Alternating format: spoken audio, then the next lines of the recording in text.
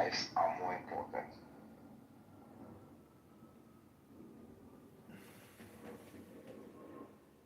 Well, I mean, that Israeli Times article of them photographing that young man in the tunnel, making him dig his own grave and taking that photograph, I mean, that is beyond sick. And if the IDF can find out where he's at, I mean, I know it's difficult to go through tunnels, but I mean, if they have that location, I mean, you know, I don't know why, it'd be amazing if they could save that young man's life.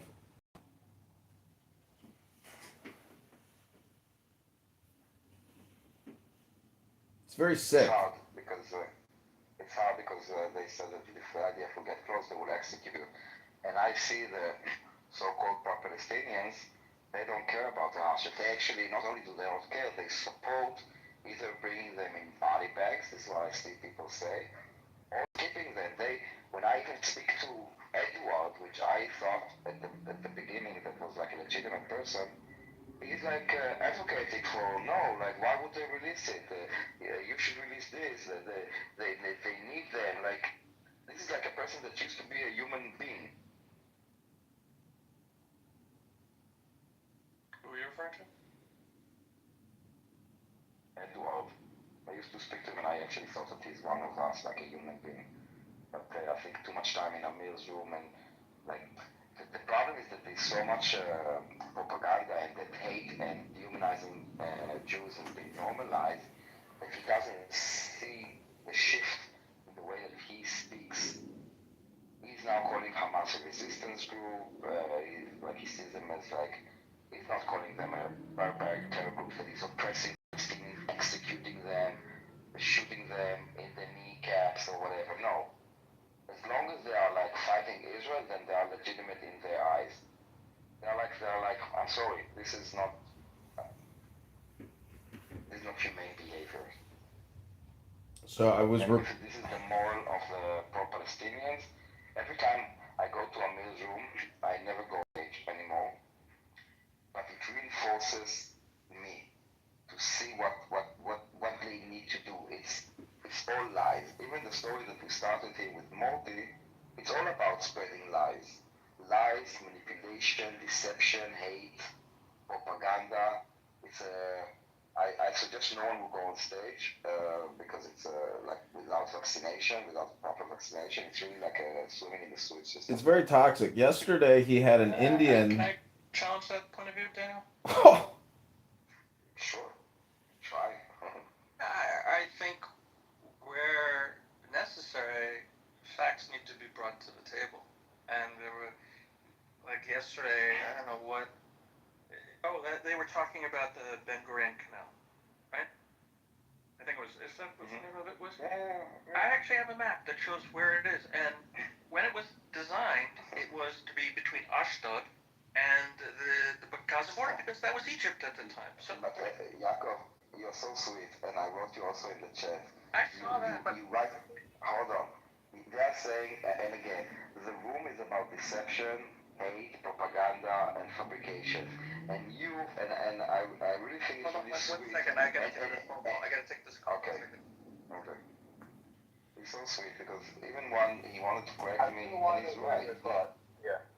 Facts do matter, and he's trying to put facts. I used to go on stage and try to have like a debate, but it's pointless. They just make stuff up. And Yaakov is correct. Of course, facts important. The most important, truth is what we should be looking after. I'm just saying that Amir's room and the Amir crowd, it's the pro-Palestinian crowd, they're not interested in introspection, in challenging their thoughts, in knowing the truth. They want to hear voices that will reconfirm them. And unfortunately, there are enough voices, not just from radicals like, I don't know, Resistance or Amir or even Edward or like whatever. It's like you have like, UN and special rapporteur this, like they are clinging to something, but this room is not about nuances or facts or truth. It's about, as I said, hate, deception, propaganda, hate again, dehumanizing, violence, and again hate. It's a lot of hate. Yeah, Daniel, it's the opposite of bringing facts to the table, isn't it? Because if they want to bring facts to the table, then they should be honest about all of them, not just like ones that make Israel look bad, and there's one big fact in all of this, which is that Hamas started this war. That's the biggest fact of all, and most of them don't want to acknowledge that, despite what happened on October 7. That's a fact, and the war didn't begin. It wasn't random. It was a planned terror attack. So if they should be starting. The starting point, that should be the starting point, right? And if they skip over that fact, then they're not actually dealing with facts to begin with. They're just pushing a narrative. That's the problem. And sometimes it's like even a brainstorm room. So one person will come up with a story that he literally just made up, and others will add to this. They probably did this. I see what they tell about me, okay? They will just make shit up. Edward will say, Daniel was just in a different room supporting the death of children. And they're like, oh my God, yes, Daniel is this. Like, they just make shit up. And I have different standards for people that I consider intelligent and with a sense of humanity, like maybe it's hidden, to like the thugs and the bullies and the idiots. And even the intelligent or the so-called intelligent people are silent when all those lies are being. They don't say, when someone says something, we correct them because truth matters. Then it's not about truth, it's about narrative, it's about agenda. And it's about spreading hate to Jews. And they work in it, literally 24/7. That's why I put a link to the map, because the maps don't lie. That was literally the plan. Maps don't lie. Are you kidding me? Maps are inaccurate all the time. That was the design. That was the design. I understand. I'm saying, I didn't say that facts don't matter. You went to the floor. Facts do matter. Truth is the most important thing. Huh? But I'm saying that in a Mills room, facts don't matter. And you writing it in chat, I guarantee, okay, and I will put money, that 0 people click the link, and 0 people even address what you were trying to say. One person it doesn't matter. I know. If one person clicks on it, then it's a win. I could, but it's not. But not even one person would change their mind. And not. Okay, that's the point. You don't have data to prove. No, it's on the front. Even if Shapeshifter, and he will speak now, read the link, he never said, hey guys, what you said is like no one's confronting them, because if you're going against the narrative, then you are automatically labeled as a Zionist, Jew, whatever. You cannot. This is like why many Muslims will not say that Hamas is a terror organization. There's this silence of acceptance, of not calling out, and this is where we are different, Yaakov. We are not the same. We do challenge, we do seek the truth, we do ask for transparency and accountability, we do ask for from our own people, from our own government, from our own IDF. We want people to be prosecuted if they make crimes, not to turn them into heroes or to give them excuses. Yeah, Daniel, I went into Amir's room once, and I was kind of speaking on the back channel, but I didn't actually go into the chat. And I didn't do anything particularly, specific, and what I heard in that chat, I was like, I cannot even possibly go in there. They were like literally like being outright like anti-Semitic to people. They called me a son of a bitch. They said how much they hate. Yeah, there's like what do you mean by that? It's not. Do you think that's? Hold on. Do you think that's a mature way of dealing with it? No, sort of it's not nice. So why are you undermining that point? No, I don't mean to. Oh, sorry, I didn't realize you were speaking. I know you're joking. All right. Yeah. Anyway, it was too immature. I couldn't go in and discuss with them. It's like they're just being fucking rude. They're being they're not taking the conversation seriously. They're getting offensive. So it's not a serious conversation with these people. They don't know how to discuss this topic. I have no interest in going into that. If I may make a serious response, that's what I've said, and I've said this many times in Amir's room, and they don't seem to understand this point. But basically, this is the reason why Palestinians are suffering, because there is an inability. And who was it? Shape earlier, a while ago, you were saying we need to increase the peace talks, increase the diplomacy, or something like that. But they are not interested in diplomacy. There is nobody who wants to come to the table. They have said repeatedly that they will not accept peace with an Israeli nation. And so, because we cannot enter the realm of conversation, because we have left the realm of diplomacy, then war is inevitable, right? So what I say to them, Tobias, when they start yelling and screaming and moving me to the audience and proving to me that they're unwilling to engage in respectful discussion, I try to make this point. I say, look, the mentality that you guys are expressing right now is the reason why the innocent Palestinians, the babies and the women and blah, blah, blah, that's why they are suffering, because we cannot enter the realm of discussion and neither of us are willing to budge on the conflict. Then the only option left is war or armed conflict or fisticuffs, and I'm complete. I'll end it there. No, you're right, man. I'm sorry, I thought you were somebody. I was just joking. No, I know who you are. I know who you are. I thought you were somebody beneath. No, just because you said, but yeah. You said in a very British manner, they called me. Yeah, no, I get it. I know. Right, bro, I know. We've spoken a million times before. I know who you are. I thought you were somebody else. My bad. But yeah, no, he acts like he's standing for people like him. They act like they're standing for some sort of treaty position. But I just think that the way people like him treat people in his rooms just kind of it shows something very different. You know, and so especially very very rude. Yes. I'm gonna speak like Christopher Hitchens. You know, in Amir's room. People are dying, suffering, and grieving. Okay, I'll stop now.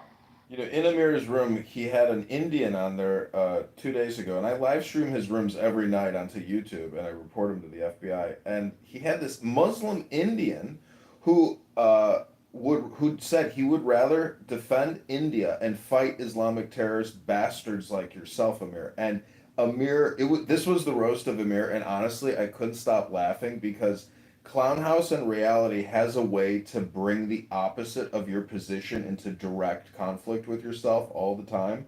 And this was like a perfect example of the universe, you know, spitting back into Amir's eye, spitting the racism back. Like Amir is a very sick old bastard. And, you know, I know we don't like to do personal attacks here, but that room is a breeding ground of potential terrorists and terrorist supporters. And the best way to interact with that room is never to come up on stage and never speak with them. Just record their hate, publish it, notify the database, notify AIPAC, notify the AJC, notify Netanyahu, notify the IDF.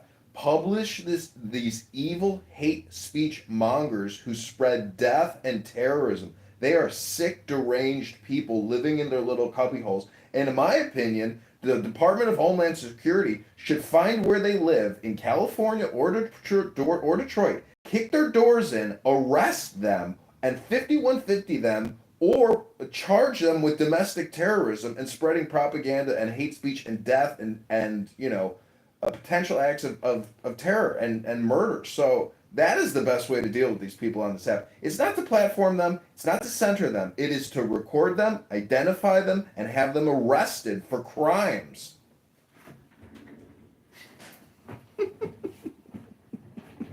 I love those sound effects. What sound effects? You didn't hear any of them? I used to be unmuted, you know, the block. Are you guys not hearing the fire anymore? Nah. You need to be unmuted, you know, to hear the fire. Then it sounds.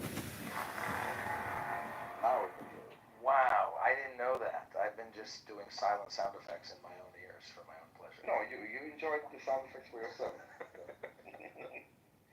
Does anyone notice something about the poll at the top? What about I'm afraid if I update the app, I'm going to lose Yeah, it. it adds up to 102%. You will not lose your account if you update your. Is They it don't going have to to do math. Norm? Is it going to log me in automatically, or am I going to? Yes. Okay. Yeah, just updating the. All right, I'm Update the app, trusting you you're in a good. major way. You know, from yeah, you a can get the polls that add up to more than 100%. from a record. Most people think that it should be in Paris, France. Yeah, Well, that's punitive, obviously. Paris, France is turning. Because they think it should be in a Muslim state. This is why. If you believe in democracy, then show us, don't tell us by voting in our poll, where should the new Palestinian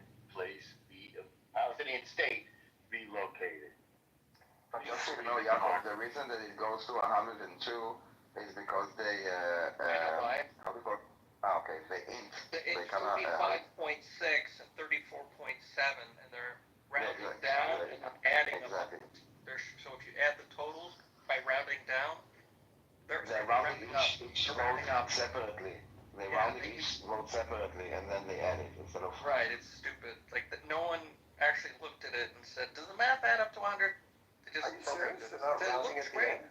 and proportional. No, they're rounding each vote Oh, separately, and then it goes up to more than 100. And more. We learned this in 20% high school. proportionally is a lot. Is 2/3 of 40%. The bar it should be a lot shorter. You know, This in high going back to Amir's room, you do realize he says that he will issue personal fatwas and that he will identify you as a kafir. So his fallback is always Islam and the Ummah, and so how do you deal with people like that who are willing to always keep going lower, and then the final bastion is Islam, and how do you argue with all or nothing people like that? I don't think you can. The government should take care of it. It's You can be a religious cleric in order to issue a fatwa. But I'm not. I don't. Yeah, I think Amir, in his grandiosity, thinks he is a cleric of some sort. And I've recorded his room daily for months now, and it's the guy is insane in my opinion, and he's a real scummy little bastard. He's not insane. He's doing it very knowing. It's not insanity. It's a plan. He's not the only person doing it. It's like this jihad that they're doing is to legitimize Israel. Each one is doing their parts. The Yemenis are throwing the rockets, and what he can do is this: basically open a room every day with a group of idiots and spread hate and lies and fabrication. That's his role. This is his jihad. You say that the government should, the thing is, obviously people who openly support or want to enable groups like Hamas should be absolutely investigated. And I would say, arrested under. That's the line. Absolutely. Yeah, but they are very careful not to pass this line. But those people are like sleeper cells. They can be easily radicalized and activated to do crimes at the end. Also in the United States and against Jews. Absolutely. Not the problem is, I think, Western governments they're just too weak in essence to act decisively on this stuff. And obviously that comes from political fears about being labelled certain things like biased, etc., leading to tolerance of these sort of extremist views. But it's dangerous propaganda, man. It's fucking dangerous. I agree. I think people like him should absolutely be investigated. It's like this tolerance to intolerance. That is the problem. If we are tolerant to intolerance, that is like self-destructing ourselves. Massively, yeah. I'm sorry, what country is he talking about? The Western governments. What are we talking about? Which country are you talking about? Country. No, we're talking about people like Amir who openly support and want groups like Hamas to be enabled, and the lack of people like him being investigated as a result of the Western government that he lives in, that's often too weak or hesitant to act decisively. Do you understand?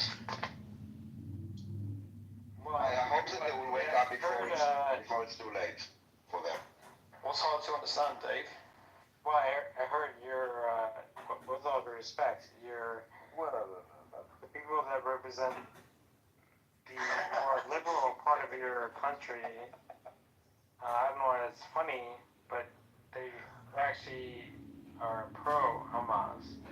So, what do you say about those people? I can't tell. What's funny is that I cannot tell if you are inebriated or inarticulate. I was asking him a question, sorry. Why not both? Wait, so repeat your question, sorry. Why is the government The Labour Party has made it very clear that they're pro-Hamas, so No, not Hamas. that's what I was asking you, what is your position on that? About them not being pro-Hamas, they never said that. No, I was asking, I was asking him. The government in the UK, yeah? Yes, the UK is the government, and yes, the Labour Yeah, I think is there's the definitely country, truth, but and the Labour Party. Sure. There's a lot of Labour people who are pro-Hamas, so I'm asking you, what is your position? Well, my opinion, yeah, okay, I'll answer that. I think the first thing to point out is that even if they don't openly support Hamas, I think the silence and the double standards kind of makes it easy to see why people might think that. I think if a government condemns what Israel's doing and they're harsh about it, or more harsh about it than condemning terrorist groups, and then hesitates to call Hamas what it actually is, a terrorist organisation, and tolerates members of supporters who actually praise that rhetoric, especially after what happened on October 7th, yeah, I think it absolutely starts to look a bit that way, you know, whether it's, yeah, I would say it absolutely looks like.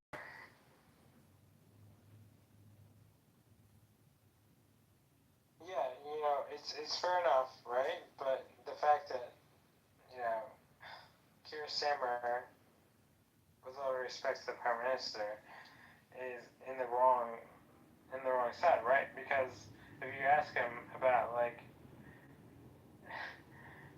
the fact that he's even given the idea that the government would actually say, like, there is a Palestinian state, that's pretty hardcore.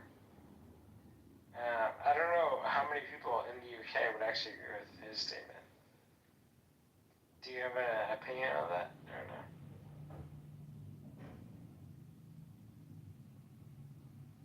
Is anybody still awake after that? Just barely. I think Tobias is the one who was asked. I don't know if he's got to sleep or not. Paula, you want to say something? Can you say something? I'm just impressed with what time is it? It's a very simple question. It's a very simple question.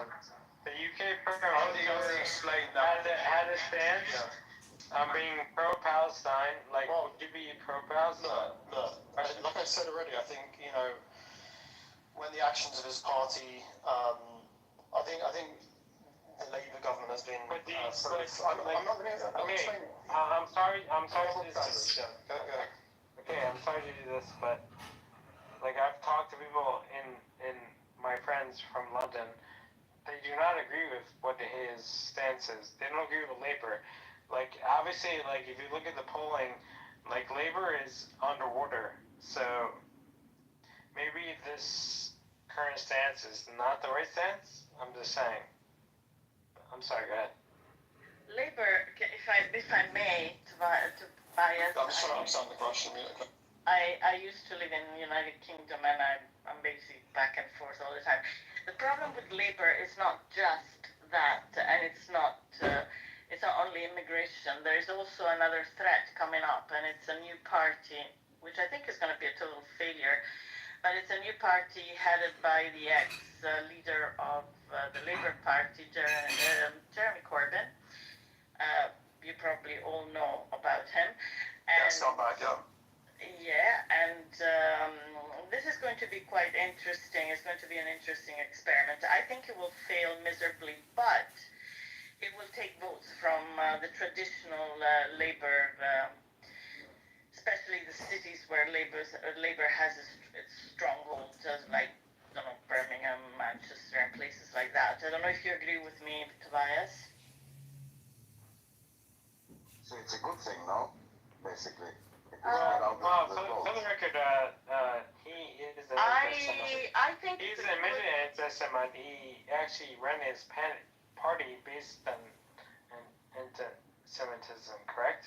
Yes, and the people he's surrounding himself, like Zahara Sultana, she's another anti-Semitic. She's an MP right just now, and yeah, I mean it's a party that will draw a lot of people from Eastern Asian background, mostly Muslims. I would imagine. Yeah, he reminds me a lot of George Galloway, actually, Jeremy Corbyn.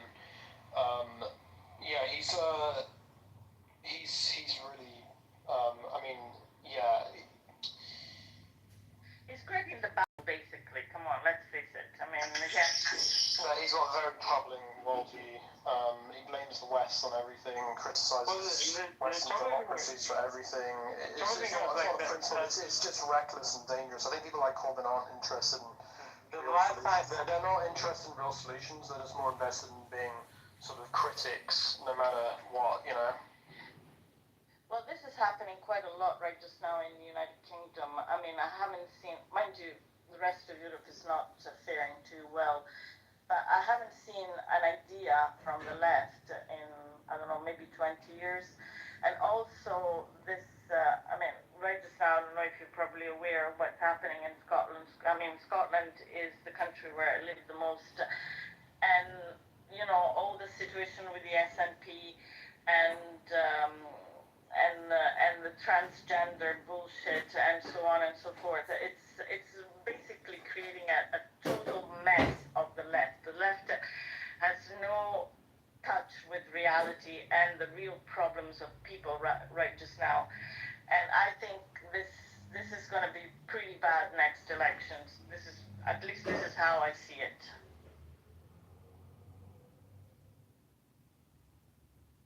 Yeah, it's you know, the lefts are very the modern left leads, isn't it? It's not just weak and confused; they're dangerous, you know. And I think America's seen the same problems with the left, not maybe in obviously very different ways, but the left here, yeah, instead of solving problems, they're just sort of, like I said earlier, they're just pushing narratives and ignore sort of hard truths, you know. And yeah, Scotland, I don't know too much about, but I know enough about it. I know they're obviously obsessed with this idea of independence. Well, that's not going to happen for a start. Yeah. Also, the Prime Minister before Sweeney, Hamza Yusuf, is the biggest racist and anti-Semite I've ever seen. I mean, if you go on his Twitter, he's insane, absolutely insane. He's married to a Palestinian woman, and he's pushing for Scotland to recognize, I mean, as if Scotland could recognize another state. I mean, that's up to the Westminster government, but he's pushing the Palestinian agenda to the point that is almost sickening. And I would invite all of you to go and check his Twitter. Don't like it, but obviously you won't. But I mean, just go and check how much hatred he's feeling. With all due respect, like Scotland voted pro EU, right? Scotland, yes, predominantly voted for Remain. Yeah. Yes, yeah. They voted to remain part of the UK. Well, but you won 49 with all due respect, right? Correct? 51 counts. It was very close though, but Not good enough, as they say. yeah, but people in Scotland, you know, they have a very, very, very hard position when it comes to what they feel when it comes to the UK. Bill, who were you talking about? This gentleman that's very anti-Semitic. I was talking about the Prime Minister, the ex-First Minister of Scotland, Hamza Yusuf. You might want to check him out. He's of Pakistani origin, and he's had a tirade during one of his speeches complaining that most of the head top jobs in Scotland were held by white people. I mean, not counting the fact that 98% of Scottish people are actually white. Yeah, I do know a bit about this. That's why, like, you know, what was happening with that whole migrant situation, and when Kitover was talking about it, I was like, okay, so why don't, if you have like a quote unquote problem, then to send them to Scotland, right? Obviously, that didn't go up. That my position transition didn't go well. Apparently, I don't know.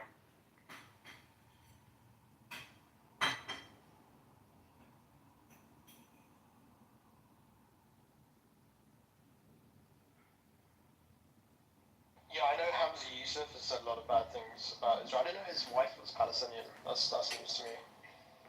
I feel like I should have known that, but I do know that he's Who's Palestinian? She's Palestinian, yes. I mean, yeah, I didn't know that. That's Scottish of unsurprising. origin. Unsurprising. That's okay. That shouldn't matter. Well, it's quite telling, actually. Yeah, but with all the respect, really, it shouldn't matter.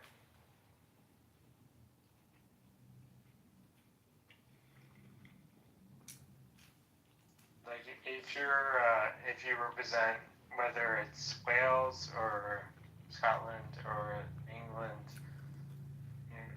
your justification is to represent the people of your country, right? So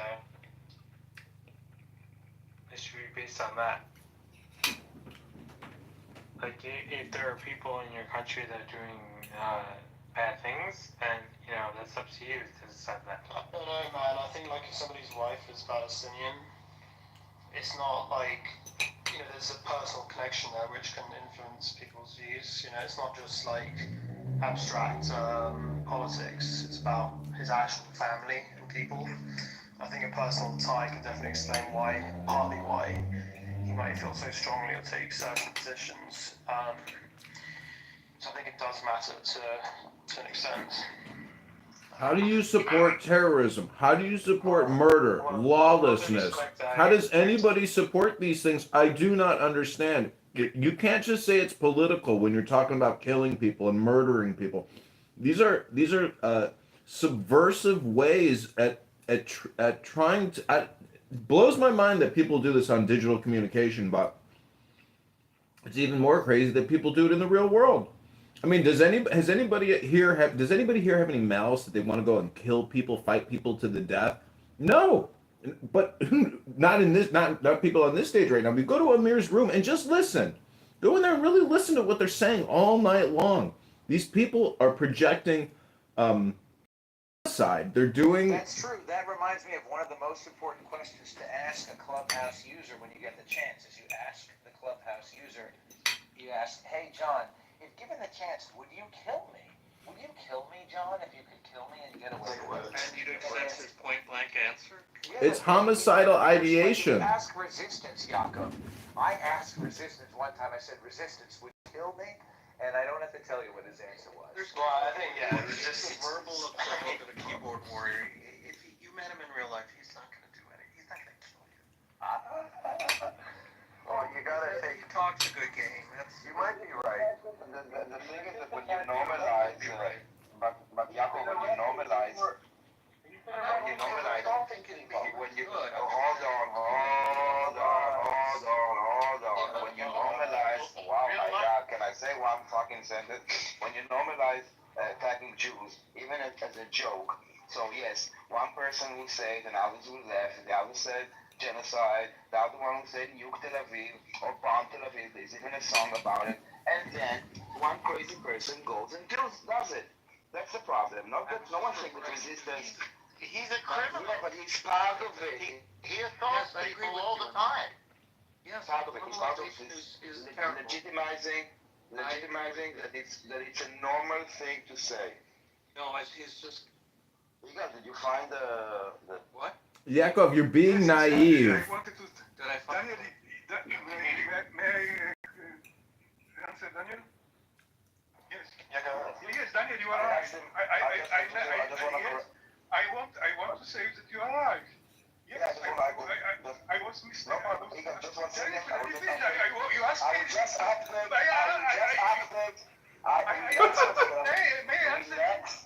Relax for a second.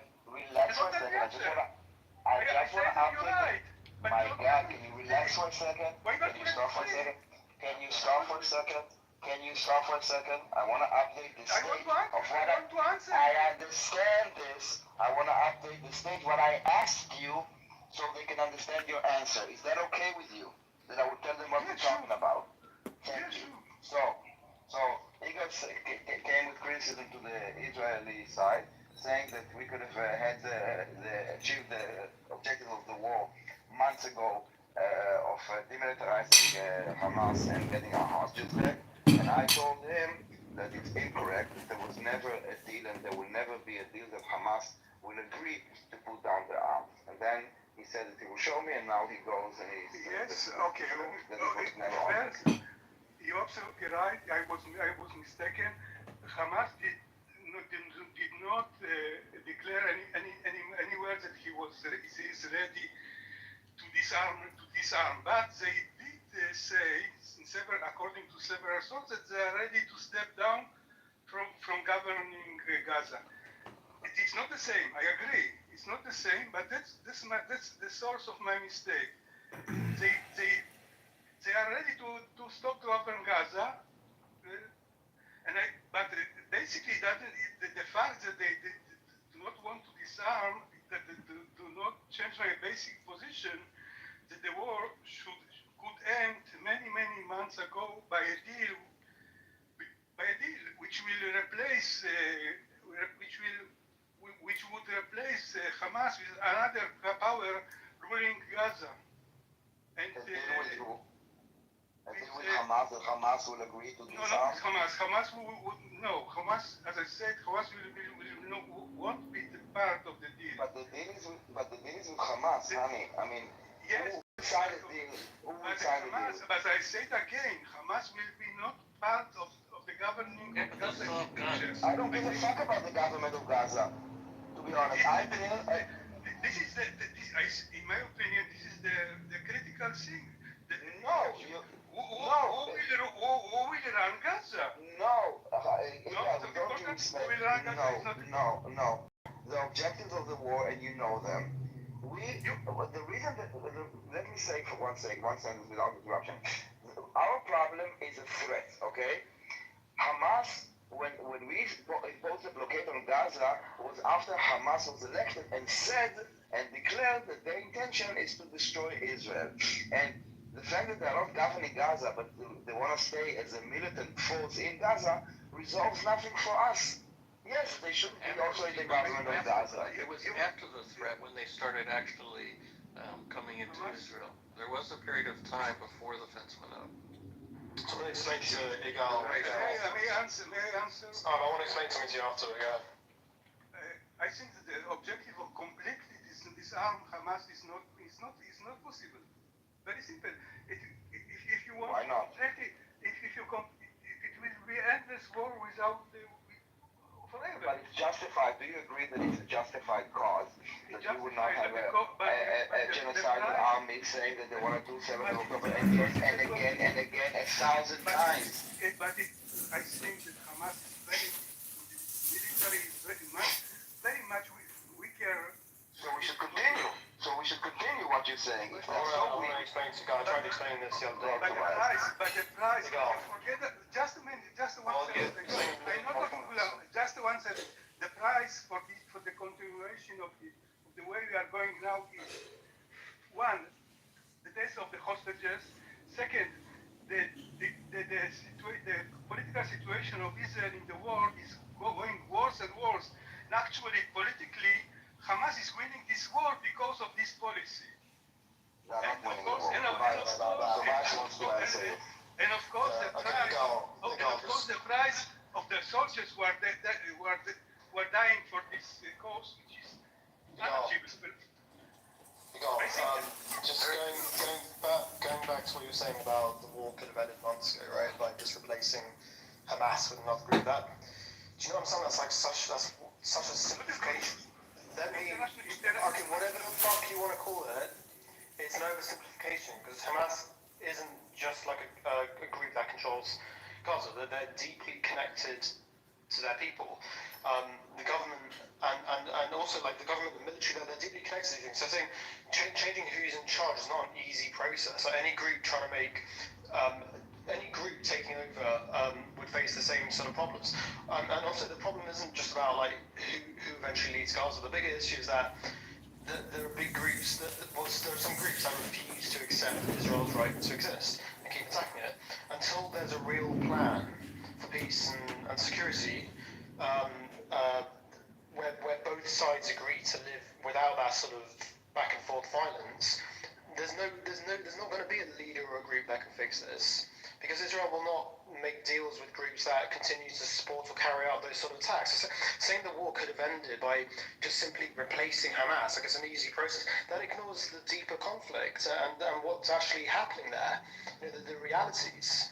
You can't ignore that. It's not as simple as that. But Tobias, don't you agree that Gaza is over and done? That the rulership there, the Hamas, and all the people, that whole area is finished, and it's going to come to a culmination, and there's going to be a mass deportation of these people to other regions. It's over there. That place is being denazified. It's being taken control of. It's over. That will be resolved 100%, and then bigger resolutions will come in the future. But Gaza is finished. All those people have to go, and Hamas has to be destroyed, and all hostages have to be liberated as soon as possible. You say your solution is to ethnic cleansing all Gaza from the regions people who are there. I'm not saying kill everybody. That's not. I'm saying they have to be removed. You can't live in rubble, Igal. There's no plumbing. There's no grocery store. There's no park. There's nothing there. It's over. Yeah, I agree that the war is over. I agree completely. The war is over, and it should end by some agreement. Not with any group, with countries like Egypt, Saudi, and other Emirates, and which will take care of, which will take control of Gaza. But Are you Israeli, my friend? yes, Yes. So isn't it true that there are Israeli citizens who are ethnically Palestinian? I mean, no, I don't think so. But I've seen videos. I don't know what you mean. I don't know what you mean. But I saw a TikTok from some guy who said I that don't know what you mean. I don't know. I saw a TikTok video from some guy who said that he used to identify as Palestinian Israeli, and then he started identifying as Israeli Palestinian. I read online that 20% of Israeli citizens are descended from the Arabs who initially chose to become Israeli citizens during the creation of Israel. So 20. I have no idea what you're talking about. Absolutely. Well, isn't it true that 20% of Israeli society is Arab, and many of them are Muslim? Yes, of course. So, but then, but they are not. But you're saying it's ethnic cleansing if the people of Gaza were deported. But it's not ethnic cleansing. It's the cleansing of the Gazawi people, and the Gazawi people is not an ethnicity. Is a guy, you're from Israel. You live there. Whoa. Is a gal from Israel? Are we normalizing the deportation? Yes, I am. No, I mean, I'm just saying. No, I live in Israel. No. I'm not normalizing anything. I'm just saying if it was. Chose to live in Israel. I am a very, very strong Zionist. Look, I'm just saying, I read online, maybe I read the wrong thing, but what I read online is that 20% of Israeli society is Palestinian, so I don't see how it could be ethnic cleansing. No, I'm not normalizing the deportation of people. People who want to do it in Gaza, not in Israel. But even if, this is my point, even if the people from Gaza were deported, every single one of them, it still would not necessarily be ethnic cleansing because the West Bank is still there. Wow, bro! All the people of Wow, dude! Whoa! Of Israeli society, for it to be ethnic cleansing, it would have to be like going door to door and getting all the Arab taxi drivers. Are you saying some ethnic cleansing is okay? As long as you don't do it. All flugels or You know how sick you are, Shapeshifter? You want people to live in rubble in a wasteland so you can achieve your political ends. Mass deportation will save these people's lives. You use these people as political pawns, as a proxy war for your own political mission. liberation. You're a sick, narcissistic fuck who likes to see the misery and suffering of other people for your political benefit. Exactly what ethnic cleansing. I propose a new vote. Do you think Gazans should be deported? Yes or no? Consider that as a vote for this room. Pop it up there if you have any courage. I want to ask you, Gal, what is your definition of ethnic cleansing? Let's start from that. What is your definition? Pushing out people from their land is a sort of ethnic cleansing, of course. Come on, grow some balls. Pop it in the vote. Oh, so October 7th was ethnic cleansing. Okay, got it. Thanks, Ego. Pop a vote in there. Do you think the Gazans should be deported? Yes or no? Ethnic cleansing. Pop the vote at the top. Population to change the ethnic makeup of an area, hence the name ethnic cleansing. Do you believe that is what Israel is doing? My poll was better. I hope not, but some people in the Israeli government do want this to happen. One thing and it actually happening are two separate things. I don't know. I frankly, I don't know what are the objectives of the war now. I don't know. It's called the liberation of your hostages, Eagle. They throw out terms like ethnic cleansing. It's called the liberation of your hostages and the destruction of a terrorist army known as Hamas, Eagle. That's the objectives of the war. John, do you think the Gazans should be deported? Of 2 million people. John, do you think the Gazans should be deported? 100% as soon as possible. Bring them to safe areas in Jordan immediately. Daniel, do you think the Gazans should be deported? Deported? I think they should be allowed to leave, and I think they should be allowed to seek refuge if they want, and many of them do want, and many of them, if you have any humanity in you, would want them to have a better life and not live in a terror hub in tents that is completely destroyed. Like I want to understand what you want. So one last question. Can I ask you a question? As long as you answer one last question. Okay. Do you think that the Gazans who choose to stay should be allowed to stay?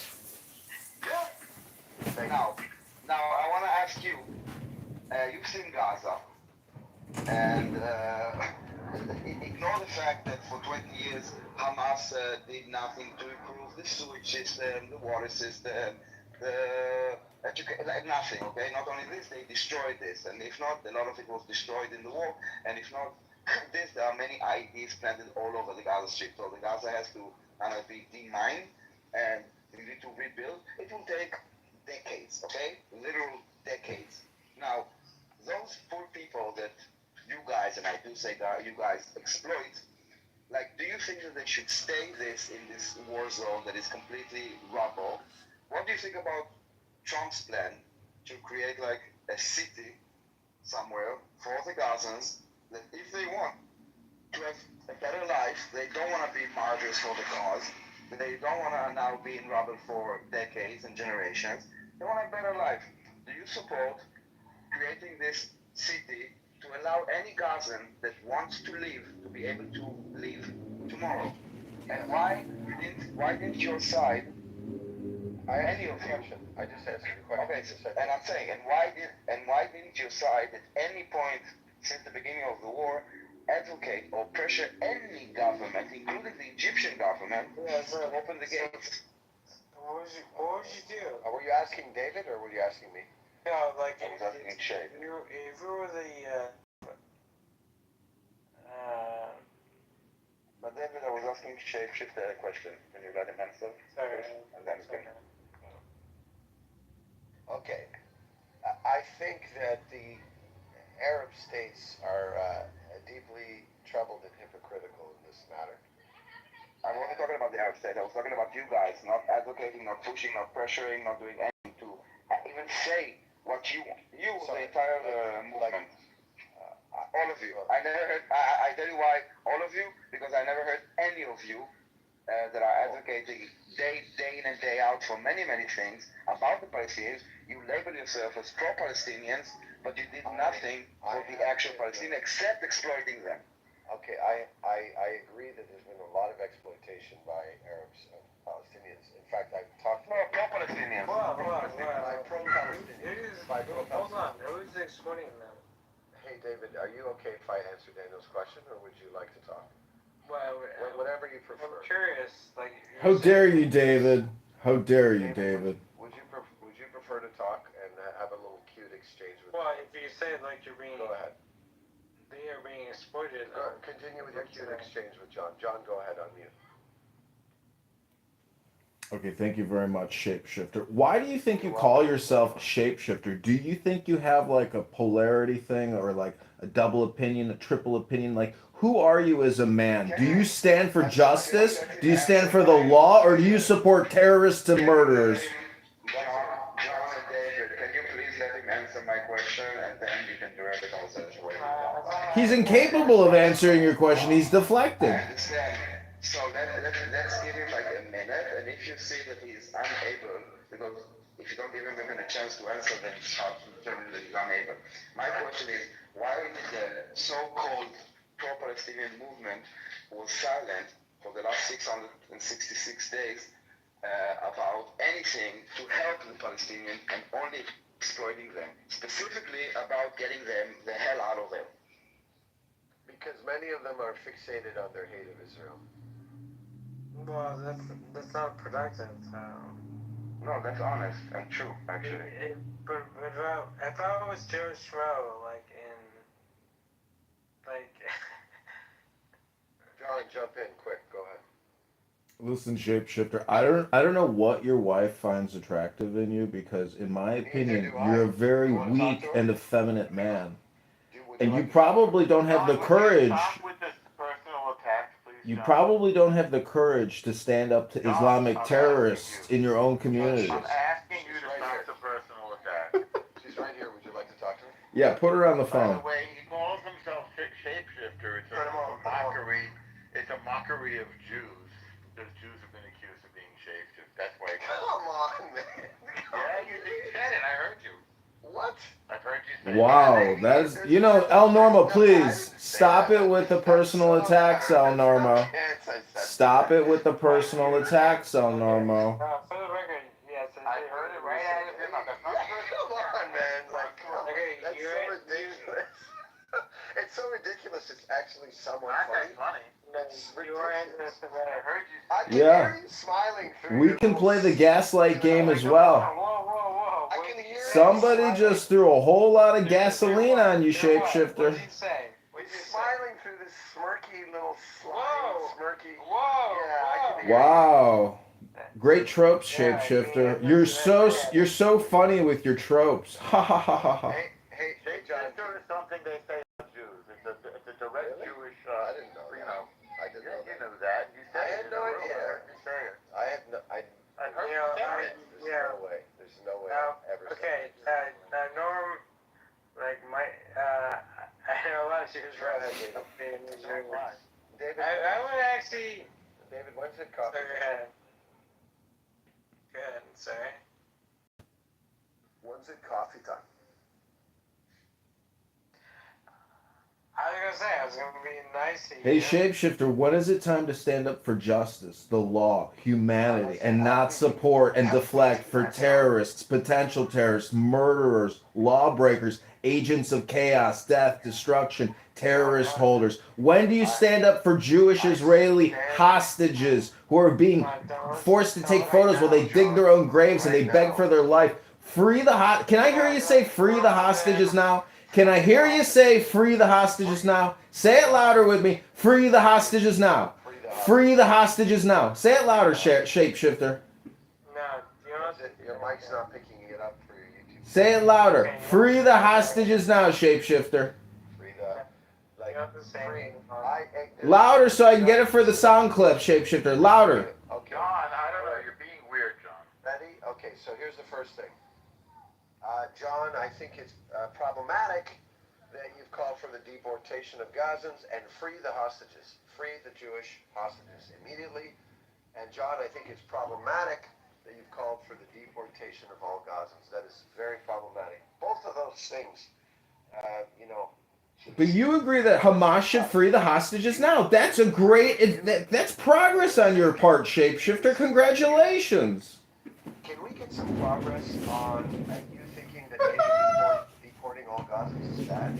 Just for your channel, for your 3 followers. Maybe I'm just a random guy on the internet that doesn't support terrorism and murder and hostage taking, unlike you and Amir and all your terrorist supporting and potential terrorist friends. John, do it for the FBI. Tell the FBI that you think all Gazans should be deported. Tell them. Send them a clip of you saying that. Why do the FBI? Do you think it's illegal to think like this? No, I think the FBI should have the context of John's videos. Why do you think? What is the point? Why would the FBI be involved in someone's opinion about whether Gazans should stay in Gaza or not? The FBI should not. No, You gotta imply that it's illegal to think like this. No. I think the FBI might not want to know something about the person that's sending them all these videos. But you're right. They shouldn't investigate. Forget the I in FBI. It should be called the FBI. Yeah, the FBI should not investigate Amir and his terrorist supporters and potential terrorist room that you take part in, Shape. The FBI should not be investigating you or Amir, and they shouldn't be concerned with what people are saying on Clown House, which constitutes law breaking, criminal terrorism supporters. You're breaking the law doing what you're doing. The Federal Bureau of John. John, will you openly renounce and reverse your position on the deportation of all Gazans? Well, okay, are you pro-God? See, this is the difference between you and me. I want to save lives. I want these people's lives saved. I want them brought to safety. Where they're at is very dangerous. We need to get hundreds of thousands of them out in a mass deportation event as soon as possible and bring them to safety in Jordan. Okay, with all due respect, are you pro-Gazan? John, say it louder. Yes or no? Are you pro-Gazan? Yes or no? Can we put a vote in the room? You can say yes or no. Should Gazans be Why deported? is it Yes such a or no? simple thing? It's just so simple. Either you yes or no. I say save the Gazans, bring them to Jordan, and liberate and save the hostages as soon as possible. You come on here and waste everybody's time, Shapeshifter.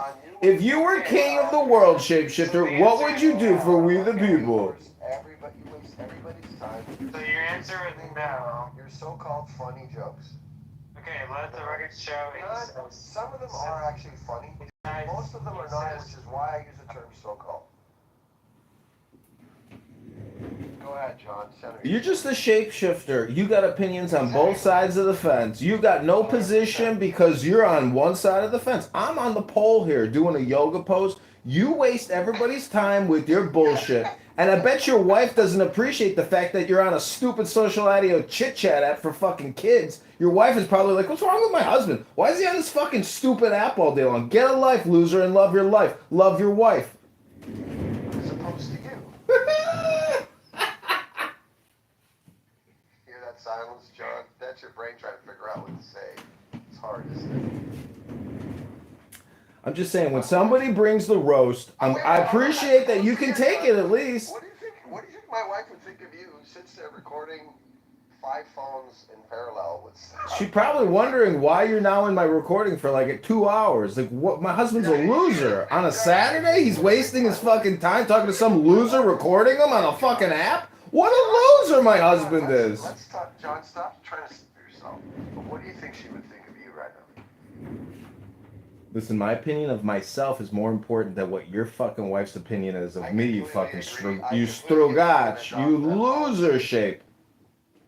I completely agree, and I share your view on I want to stop the personal thing. Thank you. John is taking his own idea. Nobody serious wants to deport anybody.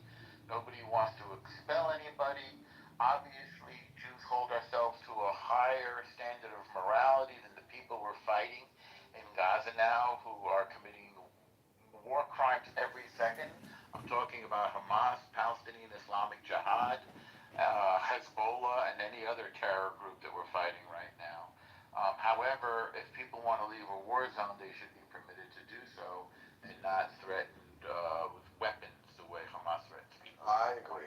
I agree. I'm glad you're not taking the John deportation angle. Well done. he's playing. I'm entitled to my own opinion. I'm an American. I'm not Israeli, and I'm not Jewish. My mother is gorgeous. Okay, Shape? So this is my personal opinion. Fuck around and find out. terrorists should not be supported. They should be shat on and shot at. Kill or be killed, in my opinion, with these people. Are you going to include that in your video? Okay, that's very nice. That's very nice. You know, whether or not he's Jewish, there's no point in this. Where do we go from here, guys? But, yeah, it's up to you.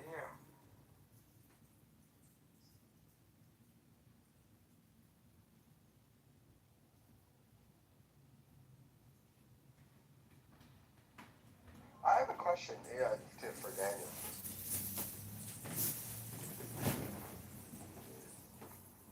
Okay. So, Sheikh, I got a question for you. If you were president of the world, king of the world, what would you do for the Palestinian people, and what would you do for the Israeli people? that's actually a really good question.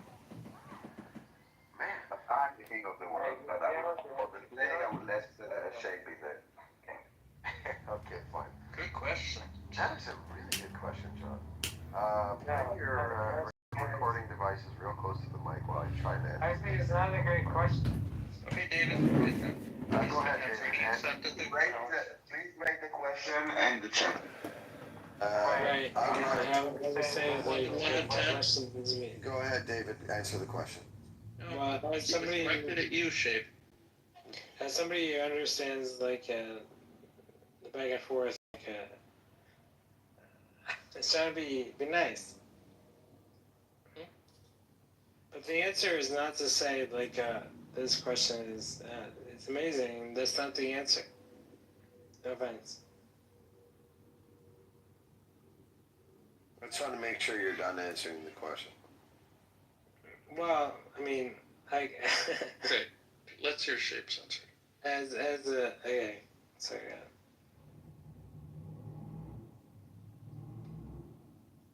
Did it, Shape? Rewrote and thought he was that exceptional. Oh, we guys are. Okay. Unfortunately, John left the room. That held you back from a good answer. Yeah. you know, I would say like I have a better question, but Go ahead. No, hold on. He's answering this good question, then you can give a better question. No, I choose not to. And accepted the challenge. I won't actually. He's That's a also great question. a minority owner of my beloved Birmingham City. Okay, so I think the question, if I recall it, was like, if I was king of the world, what would I do for the Israelis and the Palestinians? Is that it? Yeah, Palestinian people and the Israeli people. Alright, let's go. Okay.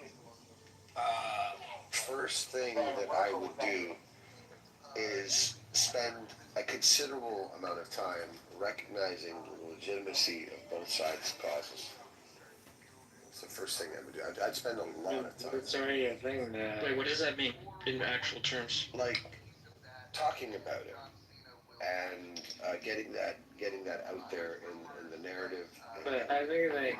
Okay, can you let him? No offense. David, please. Yeah, but no offense. Okay. Let him finish, and then you can criticize or. Yeah, David, shut the fuck up. You're ruining my recording.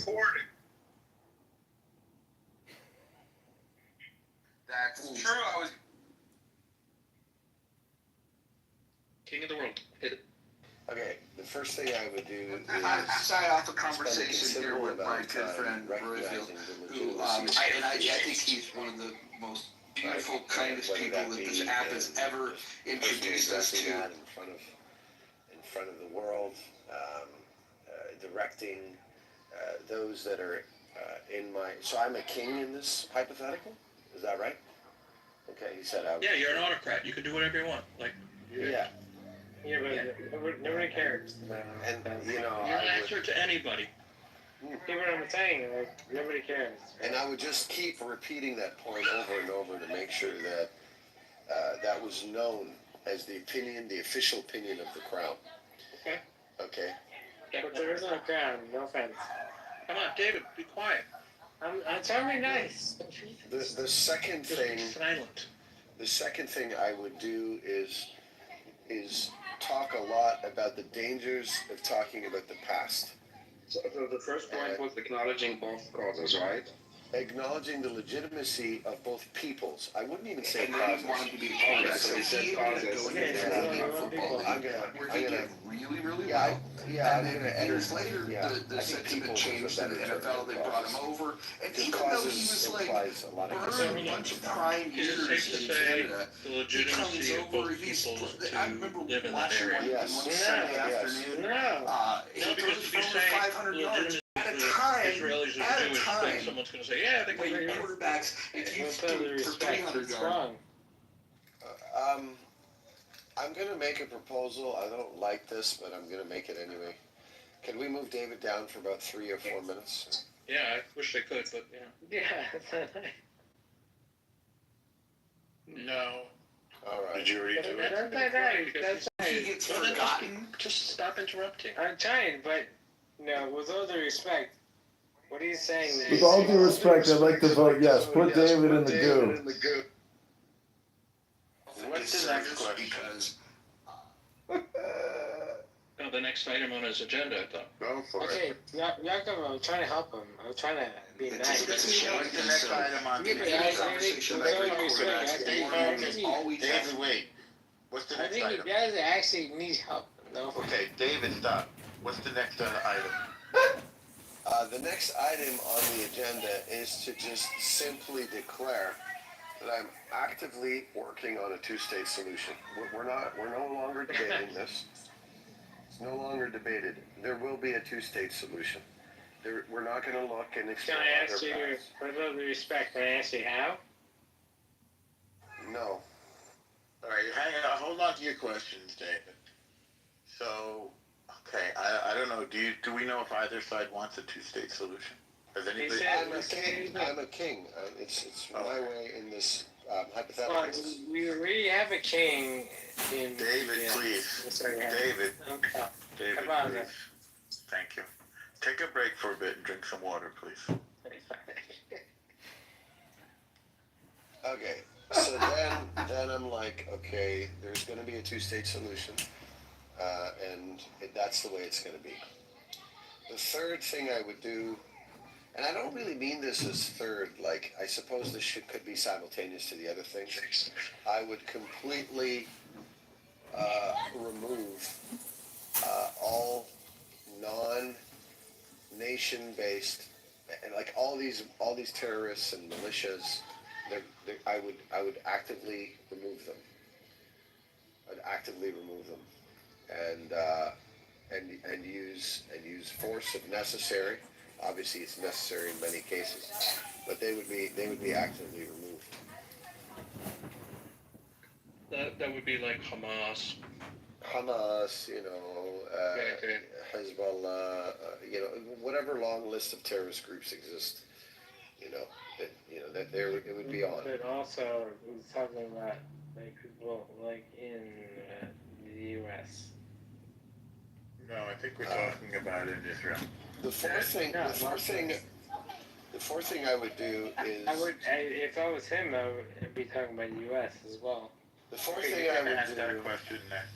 The fourth thing there's one more thing that I would do is I would challenge all Arab nations. I would challenge them to be more active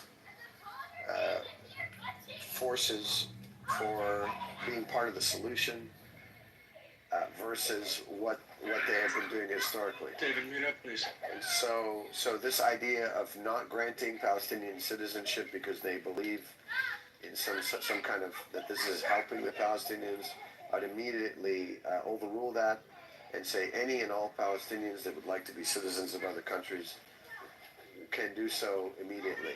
And I actually would create a somewhat right of I would create an automatic citizenship process for a certain class of Palestinian refugees who can choose to invoke the automatic citizenship in whatever countries they may be in. Those are four things.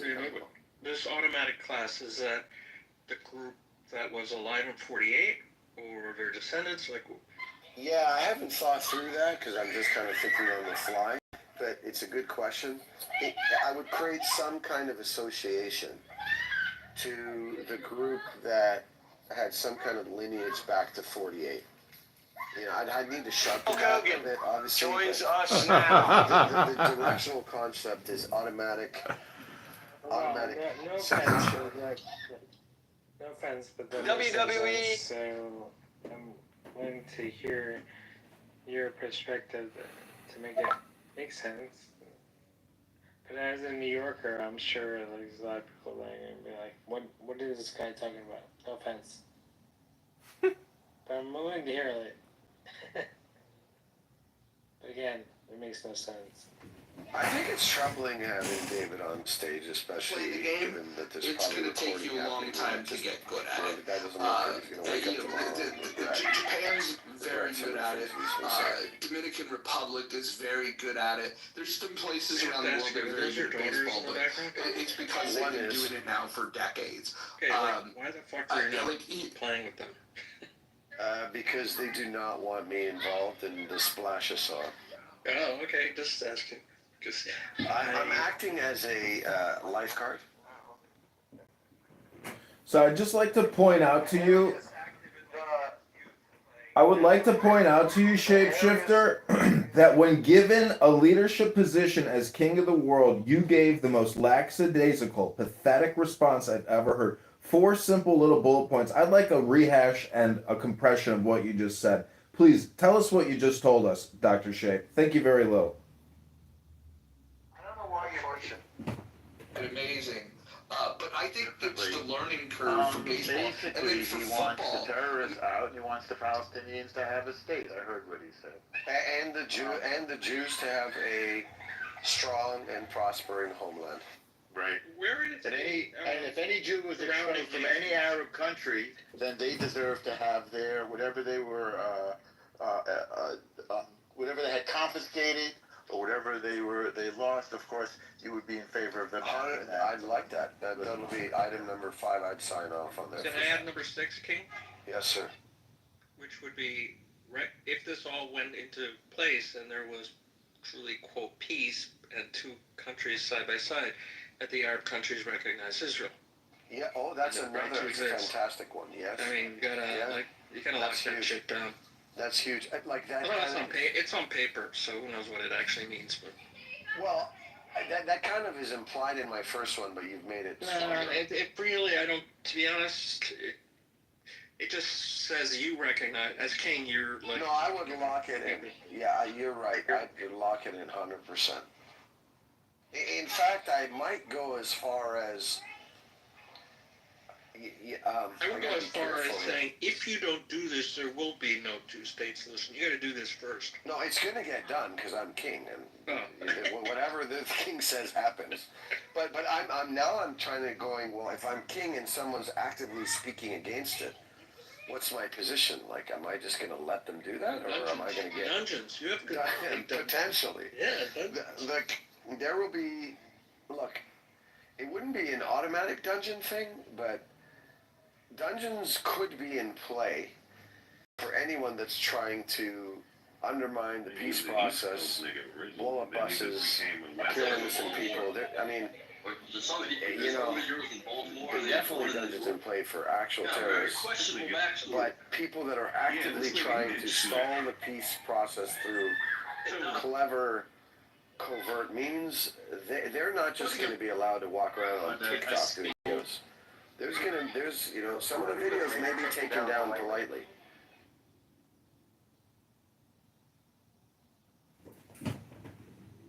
By the way, people like John would. Listen, no personal attacks. I'm sorry if I've been making personal attacks, but I'm just trying to test how strong you really are and whether or not you're a prick. It's one of the things I've never understood. Somebody watched the Oakland A's play a few times.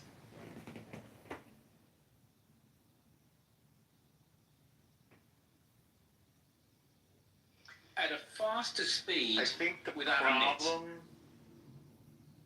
with Shapeshifter's position, Shapeshifter left. What happened? Maybe he had to leave and talk to his kid. The problem with Shapeshifter's position is he responded as a reasonable guy. Even though he was king, he was being reasonable. And I think Israel has spent some 70 years or so believing that if we treat our neighbors with dignity and respect and even thoughtfulness and regard, they will respond the same way. And it hasn't really worked very well for us because in many cases they took our reasonable civilized response as weakness and responded with violence, terror, suicide bombings of bus stops and cafes and discotheques. And October 7th.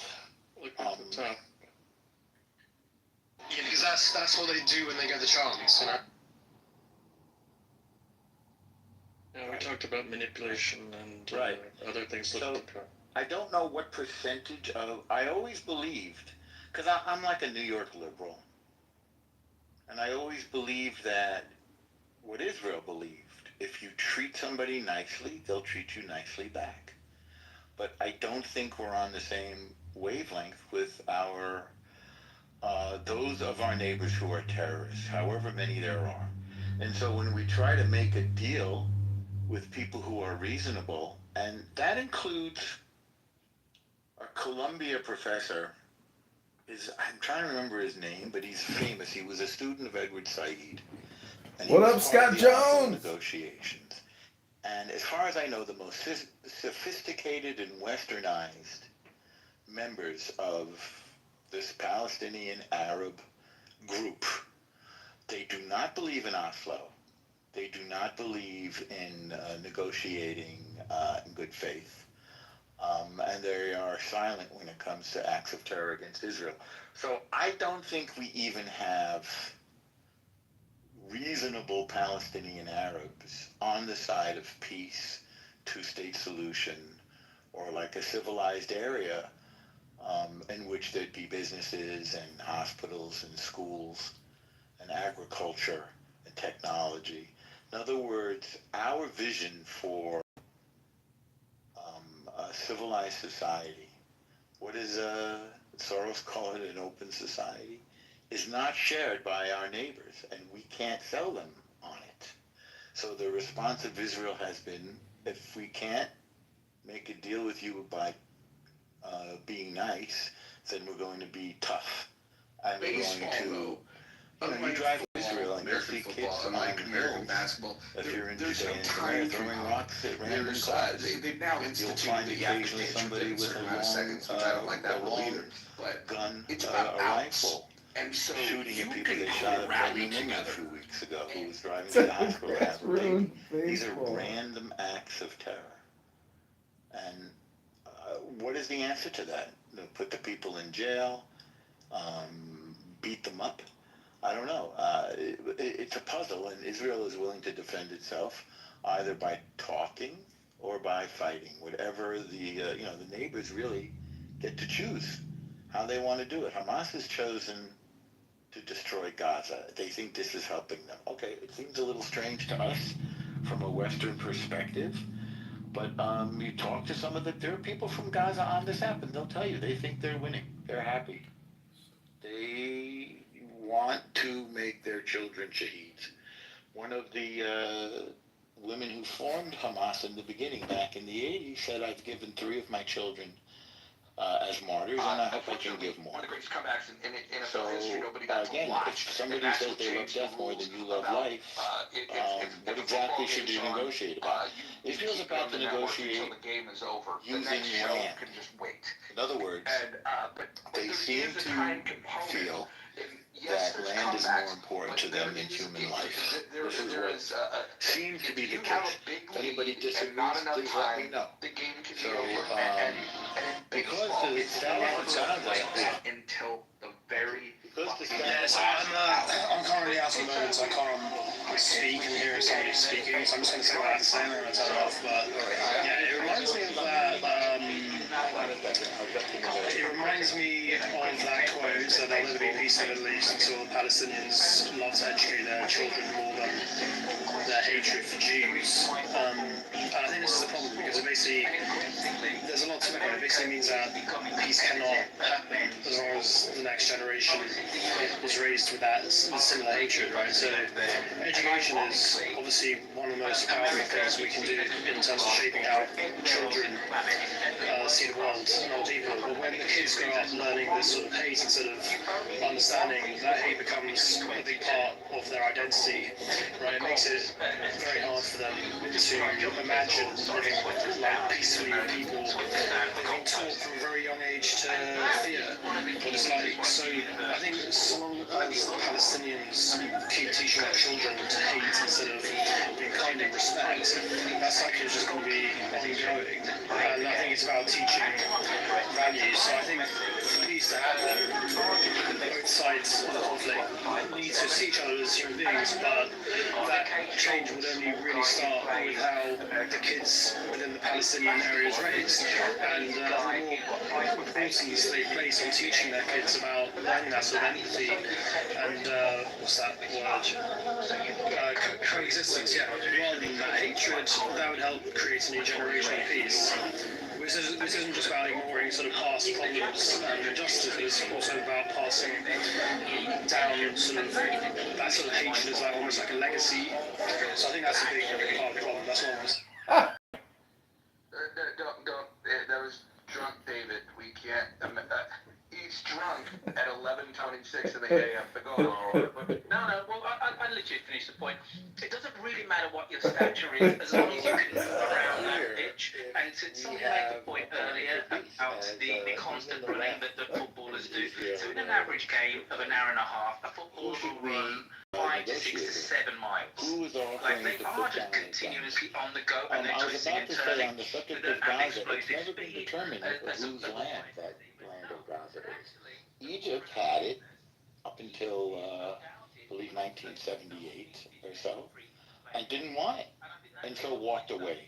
Israel said, fine, we'll leave the people of Gaza there, and we'll make some settlements. Then Prime Minister Ariel Sharon. The reason why Spud Webb was so special is not only was he 5'6" playing in the NBA, he also won the slam dunk contest, which is pretty impressive for somebody 5'6". But more impressive is Muggsy Bogues, who was a starting point guard for the Charlotte Hornets at 5'3", playing against Giants. The reason why he was able to play so effectively is because of his low center of gravity. Stealing the ball from him was very difficult. In fact, I don't know if it still holds, but when he had retired, he had the best ratio of assists to turnover. His passes were very accurate, and I think it's because of the low angles that he was able to deliver his passes in. But 5'3" playing in the NBA, pretty amazing. I think he played for the Bulls too, right? I'd have to go look. His prime years were with Charlotte. He didn't have a super long career though. He's like the midget of the NBA. So do you think that all of these sports, if we were to cumulate or do a total of all the taxpayer-funded assistance for all the, tax breaks on development or loans for developments of stadiums and all the media distribution, if we were to figure out that number, I mean, would people even give a fuck? I think some people give a fuck. I'd be interested to hear David's thoughts on this. There are tax breaks for the billionaire owners. That's why they buy those franchises. Yeah, so Seattle, the people in Washington and specifically King County in Seattle, they turned down a proposal to pay for the stadium, and somehow, some way, the government disregarded the will of the people and they built it anyways. So even when it was proposed and the people shot it down, they still got the stadium built. Now, I will argue that it's a gorgeous stadium, but nonetheless, the voters didn't want it and still got saddled with the price of it. Seems like there's one stadium we turned down. They did find private financing, but we have a beautiful baseball stadium. David, can I ask you a question? Do you want to grow the debt slowly, or do you want to, Do you believe in borrowing more and spending more? How do you feel about the national debt? John, your tenets are about as subtle as whiplash. Yeah, don't start with me with that, you know. Just asking a question, David. Can't you just answer a direct question? Why does it have to be so, contagious or contentious? Without assuming what I think and what I know and what I'm going to say. Just asking a question, what you think about the debt and borrowing and spending. It's just a question. David, as your attorney, I encourage you not to answer. I'm not trying to trigger you or gaslight you. I'm just asking a question, David. Yes, I'm answering your question. I didn't hear you answer anything. John, why don't you ask Royfield? Royfield's got some interesting thoughts when it comes to public policy. Royfield, We were just having a great sports conversation. What's happening here? I'm asking a question. John hijacking the test. I thought today's Saturday. I thought I could just have a little coffee, a little marmalade on toast, and relax. Moose, could I just say yesterday, though, when John was speaking and you guys tried to, filibuster him and that didn't work, the Exodus, it started with P, and then you're like, it's like, okay, I'm out. I want you guys to know that right after you guys left, we continued to pick up the conversation, and it picked up steam, and everybody was laughing because it was like a group of cartmen saying, "I'm going home." Like that was one of the gayer things I've seen, and I just want it to be known that type of heckler's veto will not stand in these parts. Good to know. I think I think it's all our right though, for solidarity or what have you. I mean, Moose, you do. Moose, I want to quote Mojo. He said the fact that he will sit here and listen to you guys have conversations about anything, but you're not willing to listen to hear him have conversations about anything. It's in a green bean world. That's the way things should work. So when you guys get upset with me and you don't like what I bring up or how I sound or how I deliver, that's not a me problem. That's a you problem. Message sent is often not the message received. All right, we'll get back to sports. But I want to ask you guys: do you remember Jim Abbott? Does anybody remember Jim Abbott? I remember Abbott and Costello, but not Jim Abbott. Jim Abbott played for the Anaheim Angels, California Angels, when he first started playing there. He was the gentleman that had one hand. Do you remember him now? Negative. Again, I wasn't never a huge baseball fan, but that is fascinating. So he plays with one hand, and what he would do is he'd keep his glove in the armpit of his nubbed arm. Yeah. I just see the image in my head. That's right. It's all washing over now. Yeah. How long did he play for? He didn't have a super long career, but he did have to pitch a no-hitter once in Major League Baseball. And I always used to be really fascinated by him because he had good stuff. He wasn't just a starter. He was like a key starter on his team. Pitching a no-hitter is no easy task, right? But if I were a coach, what I would do is I would test his ability to do the fielding, because once he throws, he has to grab the glove from his nubbed arm, put it on the hand, field the ball, then put the glove back under into his nubbed arm crevice, and then grab the ball and make the throw. There's some time that it takes to do that. He's very quick at it, but it's not as quick as fielding a ball, grabbing the ball, throwing a ball, right? If I were a coach, I would just instruct all of my hitters to bunt directly to the pitcher, and cause him to field the ball 100% of the time. And maybe it would fail as a strategy, but if I was a coach, especially if I had speed, I would. If I had speed guys, I would that's what I would do. I would bunt 100% of the time. Stupid question, but I'm guessing he had a pinch hitter every time, to get out of batting. He played in the American League where they had a designated hitter, so there was always a pinch hitter for American League pitchers. That's pretty fucking incredible. I don't think there's been one like him since. The the interesting thing is, had he gotten to a World Series, when you play in the National League Park, when the National League team is at home, the pitcher is required to hit. It would have been very interesting what they would have done with him. You probably couldn't have even started him in the World Series. Who was that guy that was tripping his balls off on acid when he didn't realize he was supposed to pitch that day? And he pitched not a perfect game, but I believe a no-hitter. No fucking clue. I'll look it up though. That sounds Really? wow. Like that one baseball guy. He's like the most. What the hell's the guy's name? Yeah. Anyway, the internet does. Yeah, I'll go look it up. He didn't realize he was playing that day. You know, I know people use Clown House as like a complaint submission form a lot, so I do want to say that in Chicago, where we have one of the greatest American baseball stadiums, Wrigley Field, there is no parking. Former Mayor Rahm Emanuel sold our parking rights to Abu Dhabi, to a private investment fund, and there is no parking. They have built bike lanes everywhere. There literally is no more parking. So you have to come in on an Uber or public transportation, which is horrible because it's inundated with homeless people and rubbish and crime and murder. A 42-year-old Army veteran was murdered on the train. Moose, I'm not finished. Please hold. Please do not release until I finish. Do not release. And a 42-year-old Army veteran was stabbed to death by a 58-year-old African American man while he was on his way to the airport.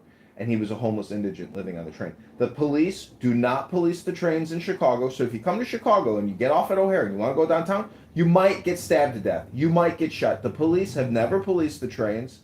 It's a homeless shelter in the wintertime and in the summertime. Hardworking people go to work every morning, and it's filled with heroin addicts sleeping with bugs all over them, with bed bugs. The trains are inundated with bed bugs. So if you come to Chicago, either you're going to get stabbed, shot, or inundated with bed bugs. Remember that. That's how the mayor runs this town. It's lawless. The police look at their cell phones all day long. So that's my complaint, and thank you for listening. I hope this Clubhouse complaint submission is received with kindness. Thank you all very little. Jesus. High body count in Chicago. I just did a quick search. 2021, the city recorded 805 homicides during the pandemic. Yeah, it's trickling down into South Bend. You know that, John, right?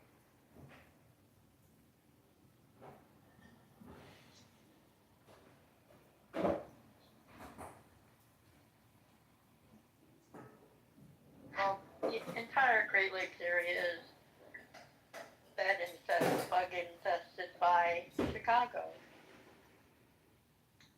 Joe B, it's true. A lot of pitchers do no hitters, but not many of them do it while they're tripping their face off on LSD. I just read about it, and what's I know, interesting... 95 feet. Hold on. What's interesting? So the guy's name is Doc Ellis. I've never heard this story. It's amazing. So thanks for bringing it up. So 1970, this was a time when pitchers were pretty dominant. It was a good era for pitchers. Let's put it that way. But he did get a no-hitter, but he walked 8 batters, including hitting one of them. So apparently his pitches were so erratic, nobody knew what was coming, and so it worked out for him, in terms of not giving up any hits. But he walked 8 people. That's incredible. A lot of those pitches are so fast. That's why I said 95 miles per hour. They rotate into the hit and get themselves knocked out. It is hard to bunt a 98-mile-per-hour fastball. If you ever bunted a 100-mile-per-hour ball, it is no easy task. Not to mention to do it with any degree of accuracy. I said 95. So when I was playing ball, and I only played till I was about, I think once I turned 18, I was aged out. So I played as a kid, and I was good at bunting. I was fast, and I could lay down a bunt. But the fastest that I would see at that age group, I remember the guys that threw heat, quote unquote, they'd come in at about 85. I could still lay down a bunt. I don't know the answer to how hard it would be to bunt a 95 mile an hour fastball because I've never faced one. Well, when I was on my high school baseball team, our coach was like, we had bases loaded. He's like, step into the pitch.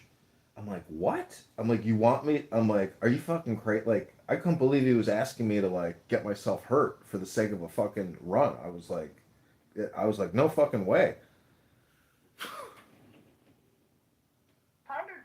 I've been in the dugout serving water to people, and I heard coaches yell that. I've seen guys walk out with black eyes because they listen to their coaches.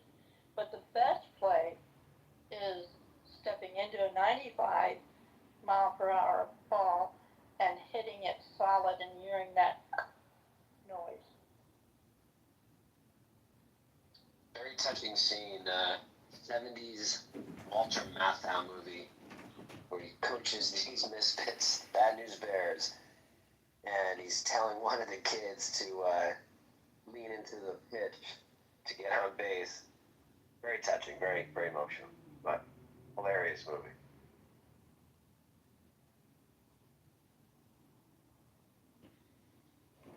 Why do the guys oil up their gloves? I just always wondered about that. It would seem awkward. I would seem. I think it's because it opens and closes quicker. Roger could probably. No, they're breaking it in. It's a process of breaking it in. Yeah.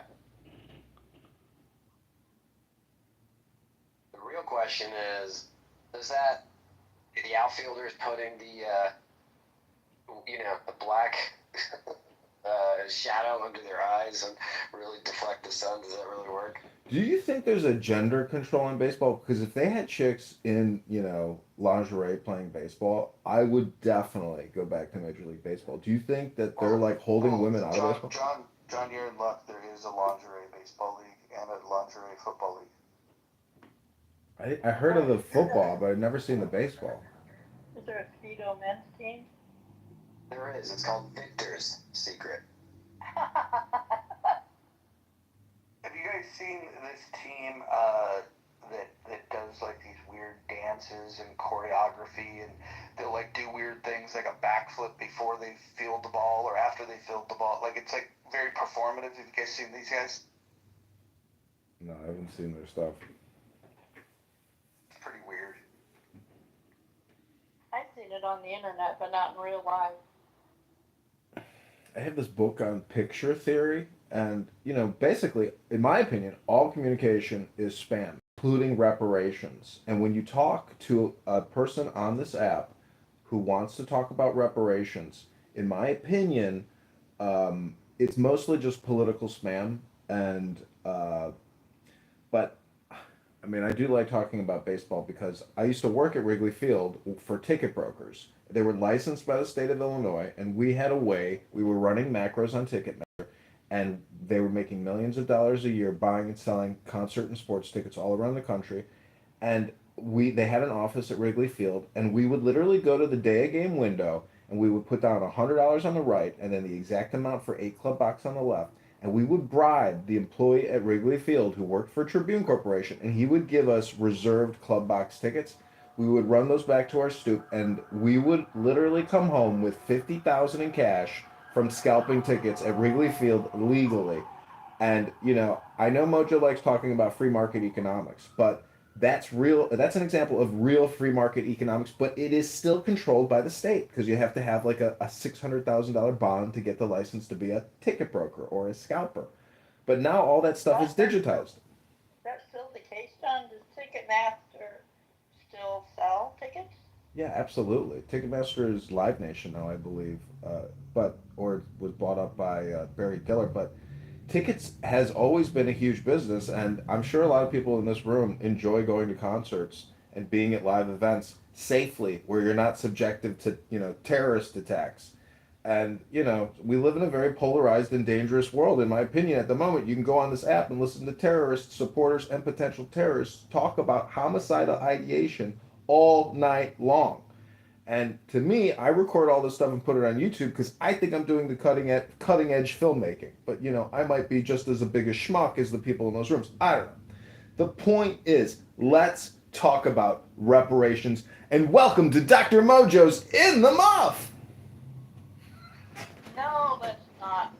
We Joey on that one. Let's not. Do you know this poll thing? Every time if you accidentally refresh or hit the back arrow, the whole thing practically forces you to vote. You have to X out like 3 or 4 times. Like, So here's the thing, right? We've got a poll question here. Do you support the U.S. paying reparations to descendants of slavery? Right now, the do not support have it at 67%. Please consider voting. Where? How do you do? I tried. It's not working. Perhaps a better question would be more granular.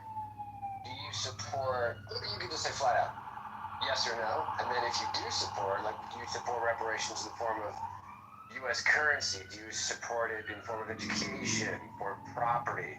Just to say yes or no. Because honestly, I don't know how the government would ever come up with a figure, and then would everybody have to bring their birth certificates and their DNA history and their 23andMe, except 23andMe is now bankrupt. Well, So, Moose, I think what would happen is a couple things. If it were to ever get through, which I don't think it, I hope it doesn't, but because I think it's a bad idea on many levels. But if it were to get passed, I think the most logical way to do it is you're not going to give it to every descendant. You're going to give it to next of kin. And then you'd have a process to prove that you are a descendant of slave and that you are next of kin. And I think if you did that, then the number reduces to a number where the infighting amongst a community that doesn't receive it would be pretty angry, because families don't always get along. And if the oldest is the asshole of the family, I could see people thinking, "Man, what a terrible idea this was." But here's my advice to anybody that wants to go after the government for this. The biggest resistance is the obvious one, is that people don't want their taxpayers going to pay people that were not a victim of this travesty. So to get around that, I would argue that if I were in that camp, I would not be looking for a cash payment from taxpayers. What I would look for is a settlement where the U.S. government gives government-owned land to the people that can prove that they're descendants of slaves. That way, because 28% of all U.S. land is owned by the federal government. I don't believe they need all that fucking land, and I think that's a better argument, and mainly because it eases the resistance. If you start saying, hey, we've got a claim to this, and then we're arguing against the government owning the land, because people don't like the government either. But if you're trying to pass something that's going to impact the taxpayers, I don't think they're ever going to buy it. Well, yeah, look at my whole background. My entire family would get rich. I don't feel like mooching off y'all. Joby, are you telling us you're black, from a black family? Are you like Steve Martin in The Jerk? No, I told you read it. My grandson's black. He's adopted. My granddaughter is Hawaiian Polish. My kids are half Irish Hawaiian. Well, I got news for you. The Irish aren't the ones that are going to get the reparations, son. I know. You do realize that their evidence is solely based on the fact that they believe fiat currency is just an illusion, that you can print up as much as you want, and it doesn't make a difference, and they should be first in line. That is the true premise of their belief, in why they're entitled to it. Not for really any other reason. And I'm singing, rollin', rollin', rollin', keep those dollars rollin', roll high, because we keep just printing shit. Roger, isn't The Jerk with, is that the same movie where there's like these two older black women just sitting on their porch, and they think Steve Martin or one of the characters falls into a garbage truck by accident, or dives into it or something off a bridge, I don't know, and the black women say, look at that, throwing away a perfectly good white boy like that. I don't know if that's The Jerk or not. I might be confusing, yeah, but yeah. The Jerk's a classic. The best scene of The Jerk is when Steve Martin, he can't find the rhythm in traditionally black music, but then he starts listening to jazz, and all of a sudden he's got his toes tapping and his fingers snapping. Like he's got. It's you got to watch the scene, but the whole premise of the movie is, in my opinion, it's not racist at all. It's just it takes racial stereotypes and it allows you to see just how fucking silly people are regarding the issue of race. I think that the jerk wouldn't play well for today's audiences because people don't have a sense of humor, and so I think that the main thing that people should think about is we used to have an opportunity to have levity around these things.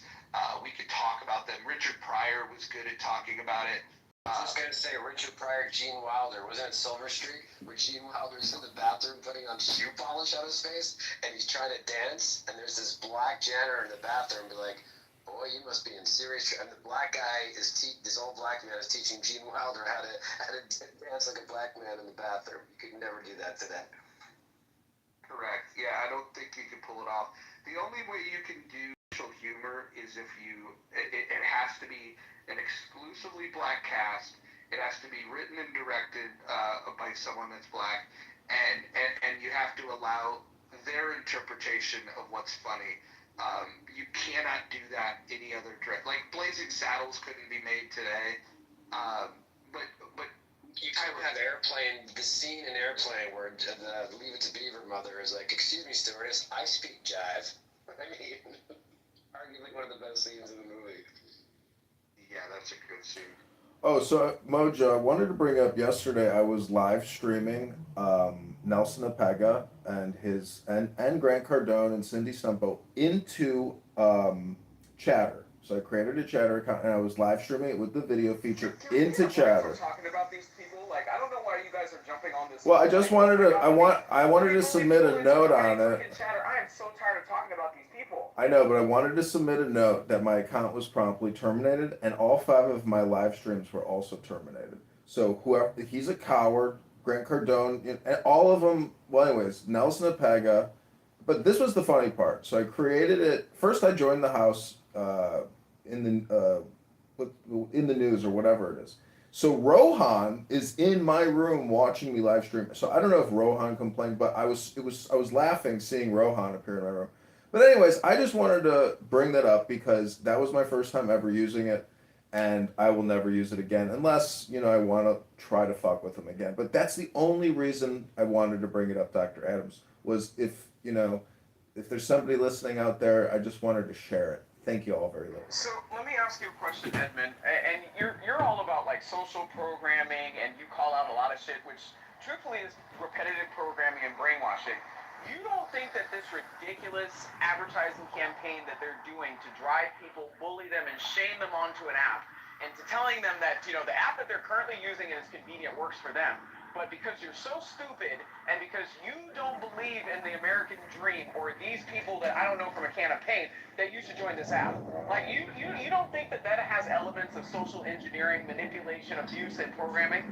Well, the app is barely usable. I doubt they'll have the money to even keep it going. The navigation on it is so complicated and it's a terrible app. And like Dr. Mojo said, there's like 2 women with puckered out, lips with Botox. Like that's the whole thing. But I thought, as a creator, and I'm intelligent, I think that even banning me shows you that the app will fail because I was literally live streaming their Clubhouse room back into their own app. They should appreciate creators like me who are helping create content for their stupid fucking app. So my point is, if you get angry over somebody who's trying to amplify your business, you're not a smart business person. And if you listen to the conversation, hold on one second, between him and Whack 100, Whack 100 is a scary motherfucker. But the thing is, this is all black media content, but it's so homicidal and psychotic and neurotic and trashy. Maybe that's what black media is. But nonetheless, I like recording what's happening. And to me, that's my entertainment. So again, I thank you all for listening to me. I'm complete. Can I ask you, Roger, a question? Okay, and I don't claim to be the expert on any of this, but can you tell me any sort of vehicle of social media that engaged in a market campaign of degrading, insulting, humiliating, bashing, and brainwashing people into creating some sort of value into going to their platform? Well, you got to understand, all media is a form of manipulation, and if you do believe that all communication is hypnosis, and you really know what hypnosis is, you will realize that what they're doing is not stupid. It's rather intelligent to be able to mind control people. So I don't know what to tell you. That's what's Has happening. it gotten any more people on the app? There's the opportunity for them to grow up, but they're too stupid to do it. But has it gotten any more people on the app? Because they No, going to. it's a scam. These people are fraudsters and people you want to avoid in life. Go to your local church or library and avoid talking to most people. That's my opinion. And these people are the worst of the worst. And if you listen to what they say, it is so violent and so trashy and so terroristic and just absolutely gangster garbage. It should be shocking to you as an American that these are Americans. This is how Americans are speaking. So pay attention, pick your friends closely, know who you are, but also know that these people are scammy gangster terrorists and they're scum. So when you're recording these other rooms, I mean, I don't understand, like, it's public content, right? You're not CIA, like, tapping someone's phone. His recorded rooms have more traffic than all of Chatter. It's wild. It's just It's me. very meta, It's very meta, to say the least. it is me just putting phones on a tripod and hitting live stream. That's it. Nothing special. But the truth is, these are like one-off conversations that I've put into a huge database. This is a huge amount of time and manual labor that I've put into this. To me, I'm in like a flow state, having fun doing this. But the fact that people come and create the cast of friends every single day without getting paid to come here and have the same fucking conversations day in and day out, and I can record it all day long. It's like, how is this even happening? How is this app? So did Jack Dorsey, when he opened up Twitter, did he open up Twitter, cast an audience on another app, tell them that they're all stupid, they're all beneath them, and he knows better than them, and they should come over and use their app? Is that how Twitter got their monthly active users?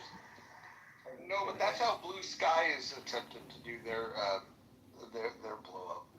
And how's that working for them, Mojo? Well, the dumb Democrats are following. See, all these things I have. don't have to chat, John. You know, to label black media as trash because of some clown, the Whack 100 guy, is a wee bit Well, ignorant. if you don't agree with my opinion, I encourage you to type in John Kitover on YouTube and find my YouTube channel and go and search and find it, because to me, it's not even worth recording a lot of this anymore. So, But Whack 100 is a good business person. He knows how to drive traffic. If Whack 100 went in as a business partner in a Chatter, Chatter would be directly competing with Clubhouse. Okay, that's just a fact. I mean, y'all can have lowbrow opinions about Whack 100. I definitely respect that man. He's a brilliant business person. I definitely think that he's probably driven more media traffic than probably anybody on the stage. So, I mean, let's give Whack 100 credit where Whack 100 is due. listen, Is he a music producer? What's his bag? he's a great public speaker. He's extremely tough. And you should hear him roast Nelson. See, honestly, I kind of like listening to it. Maybe it's a me problem, but when I hear these insane voices screaming at each other, and I'm talking like, if you listen to my recording, you're like, it's crazy. Like, it's a fucking bang room, you know? But you don't have Whack 100 trying to drive traffic by shit on people and telling them how much better he is than them. He'll offer experience, he'll offer insight, but shitting on people, that's not how he amassed his traffic and his following. And that's what I'm saying. There's a difference. You catch more flies with honey. No, I'm not saying he was. Well, anyways, whatever. Whack 100 is a special man, and he's a powerful man. I don't know what to tell you. Like, I don't want to fuck with that guy. Edmund's making the point that a lot of rooms on Clubhouse that are black majority are just a lot of yelling fest. There's not a lot of, like, actual engagement of discussion going on. Like the highbrow and white chillism, the controlled intellectual discourse and white chillism.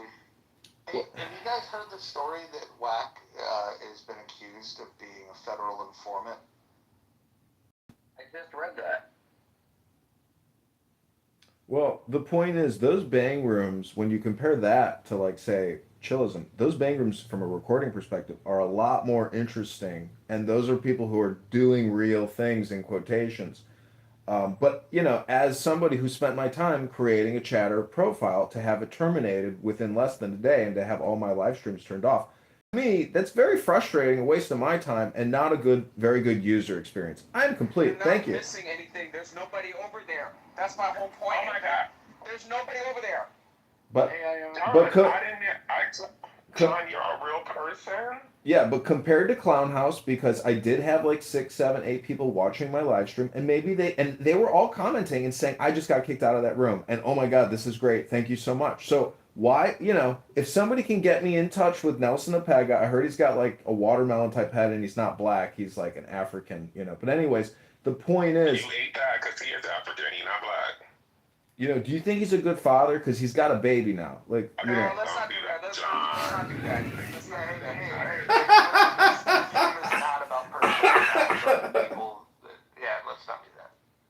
Mojo, this is crazy. What did you, motherfucker, did you build this on the app where you can like... Oh, I'm sorry, that wasn't me saying that. I was quoting what I heard last night from the Bang Room. What the fuck is that? Like, why does it expose our imps?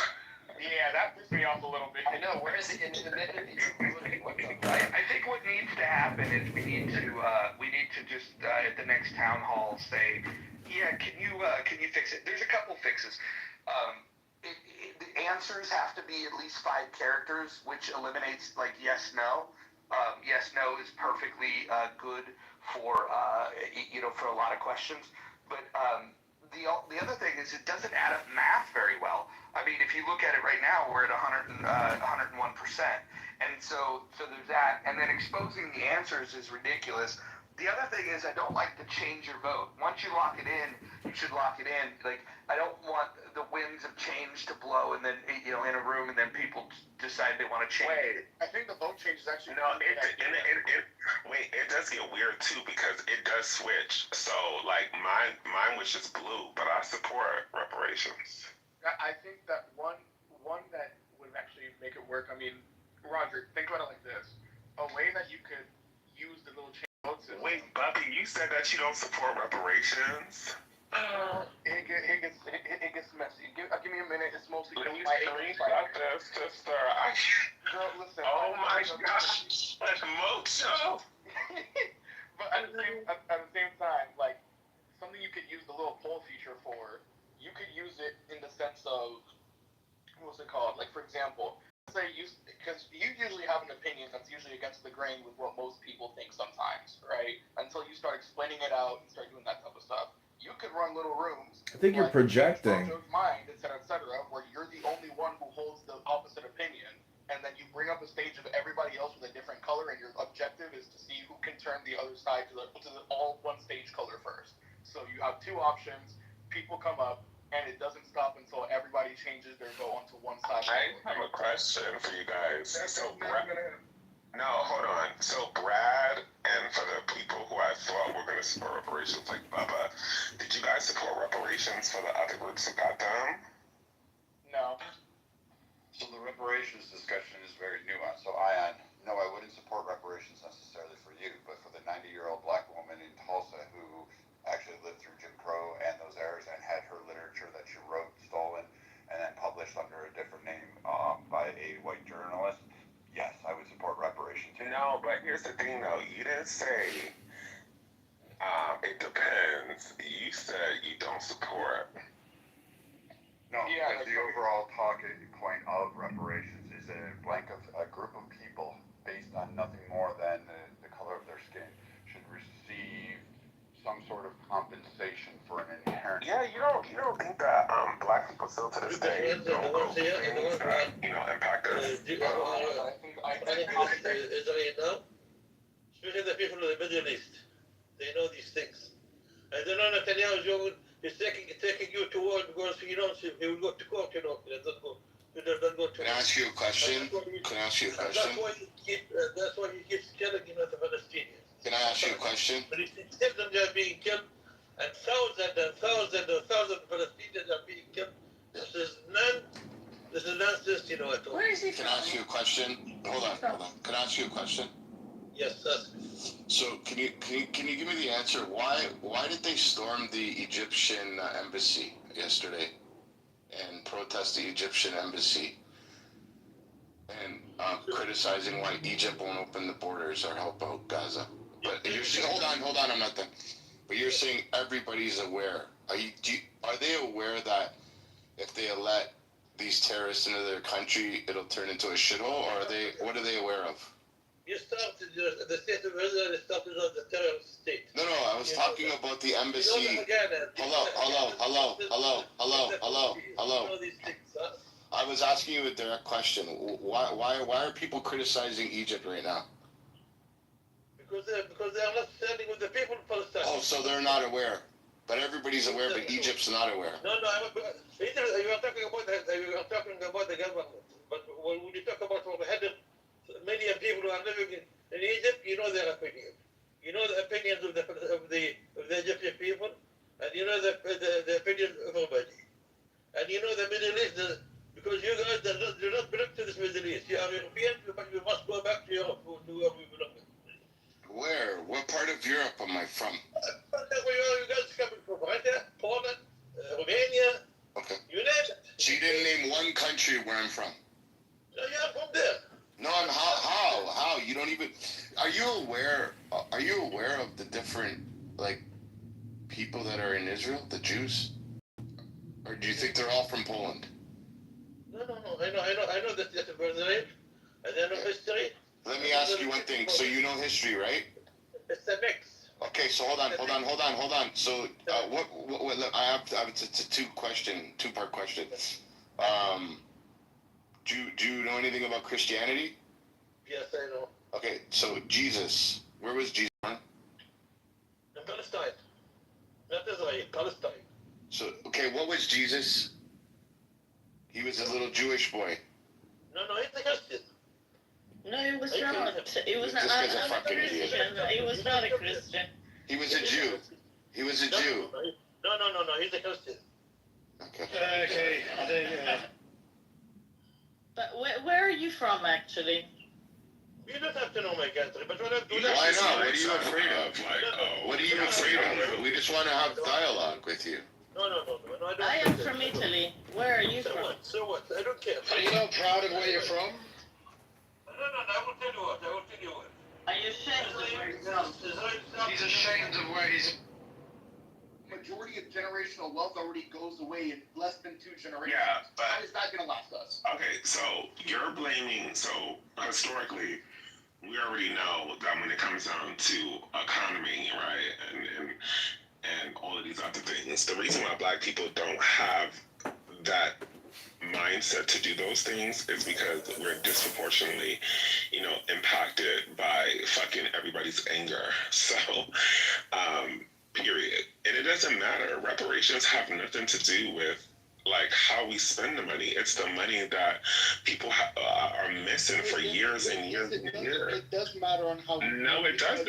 If the entire point of reparations was to put us back on equal playing ground with white people and where they're at, we can't get there if we don't know how to flip that fucking money 10 times over. Hold on, guys. Everyone, hold on. So look, XG, for somebody that said that you don't support it, you're making the worst possible argument for not supporting it. Here's the thing.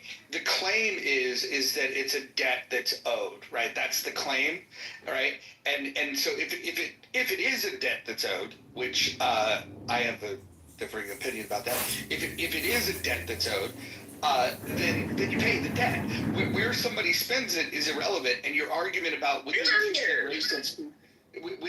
2 generations people squander the family wealth, that happens anyways, regardless of how money's collected. So we know this to be true. So that I think you've just submitted the worst arguments. If I was on the fence and I heard that, I think your argument, XG, would actually push me in the other camp. That's fine, but again, what I'm saying is that from my perspective, it hasn't just been a debt that needs to be repaid. It's a debt that needs to be repaid for us to get on equal playing ground with the races that have gotten 400 years of experience ahead of us. Now, when that comes to that point, for me, I'm like, okay, why would I want to accrue a fuck ton of money in a system that's still fucking me over anyway? It's going to be a debt that gets paid just to get it robbed back from me in 2 seconds anyway. So why would I need that in a system that's not going to do it? As soon as the system changes... Wait, hold on. Take a breath. In any other crime, where a court is assessing, let's say, that you have to pay.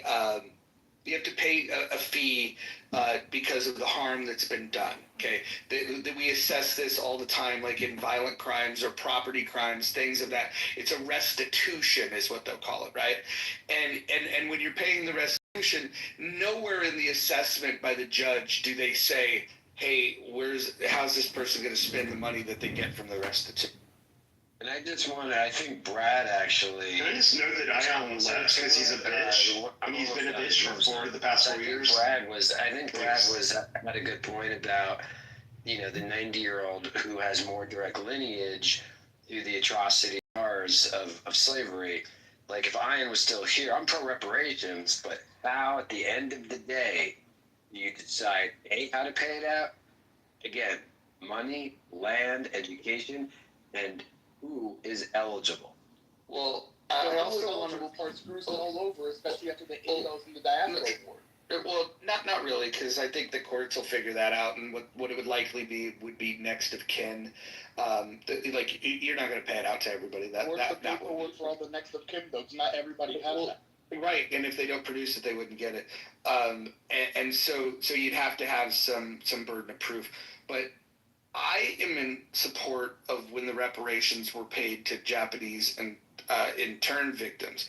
And the reason and the distinction, the difference between these two things is that the Japanese people were interned by the federal government, and the victims that got paid out were the actual victims of the internment.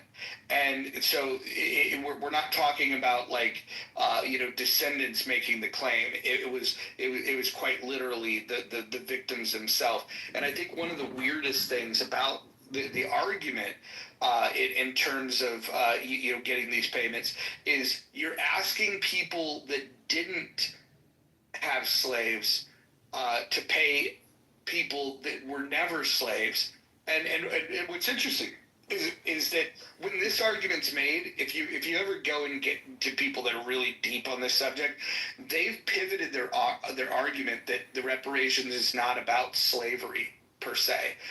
It's about the long list of injustices, and so they include things like Jim Crow laws, and they take more recent events into account, because I think they've realized that the slavery argument is not solid enough to win. Now, I think the reason that the whole diaspora thing is a problem for the reparations argument is because if the goal for the reparations is to get everybody that one, and let's say we go through your system, Mojo, where you're going to need some form of documentation or paperwork to prove lineage, et cetera, and not everyone has it, after the first round of reparations goes out, it's just going to be a second wave of people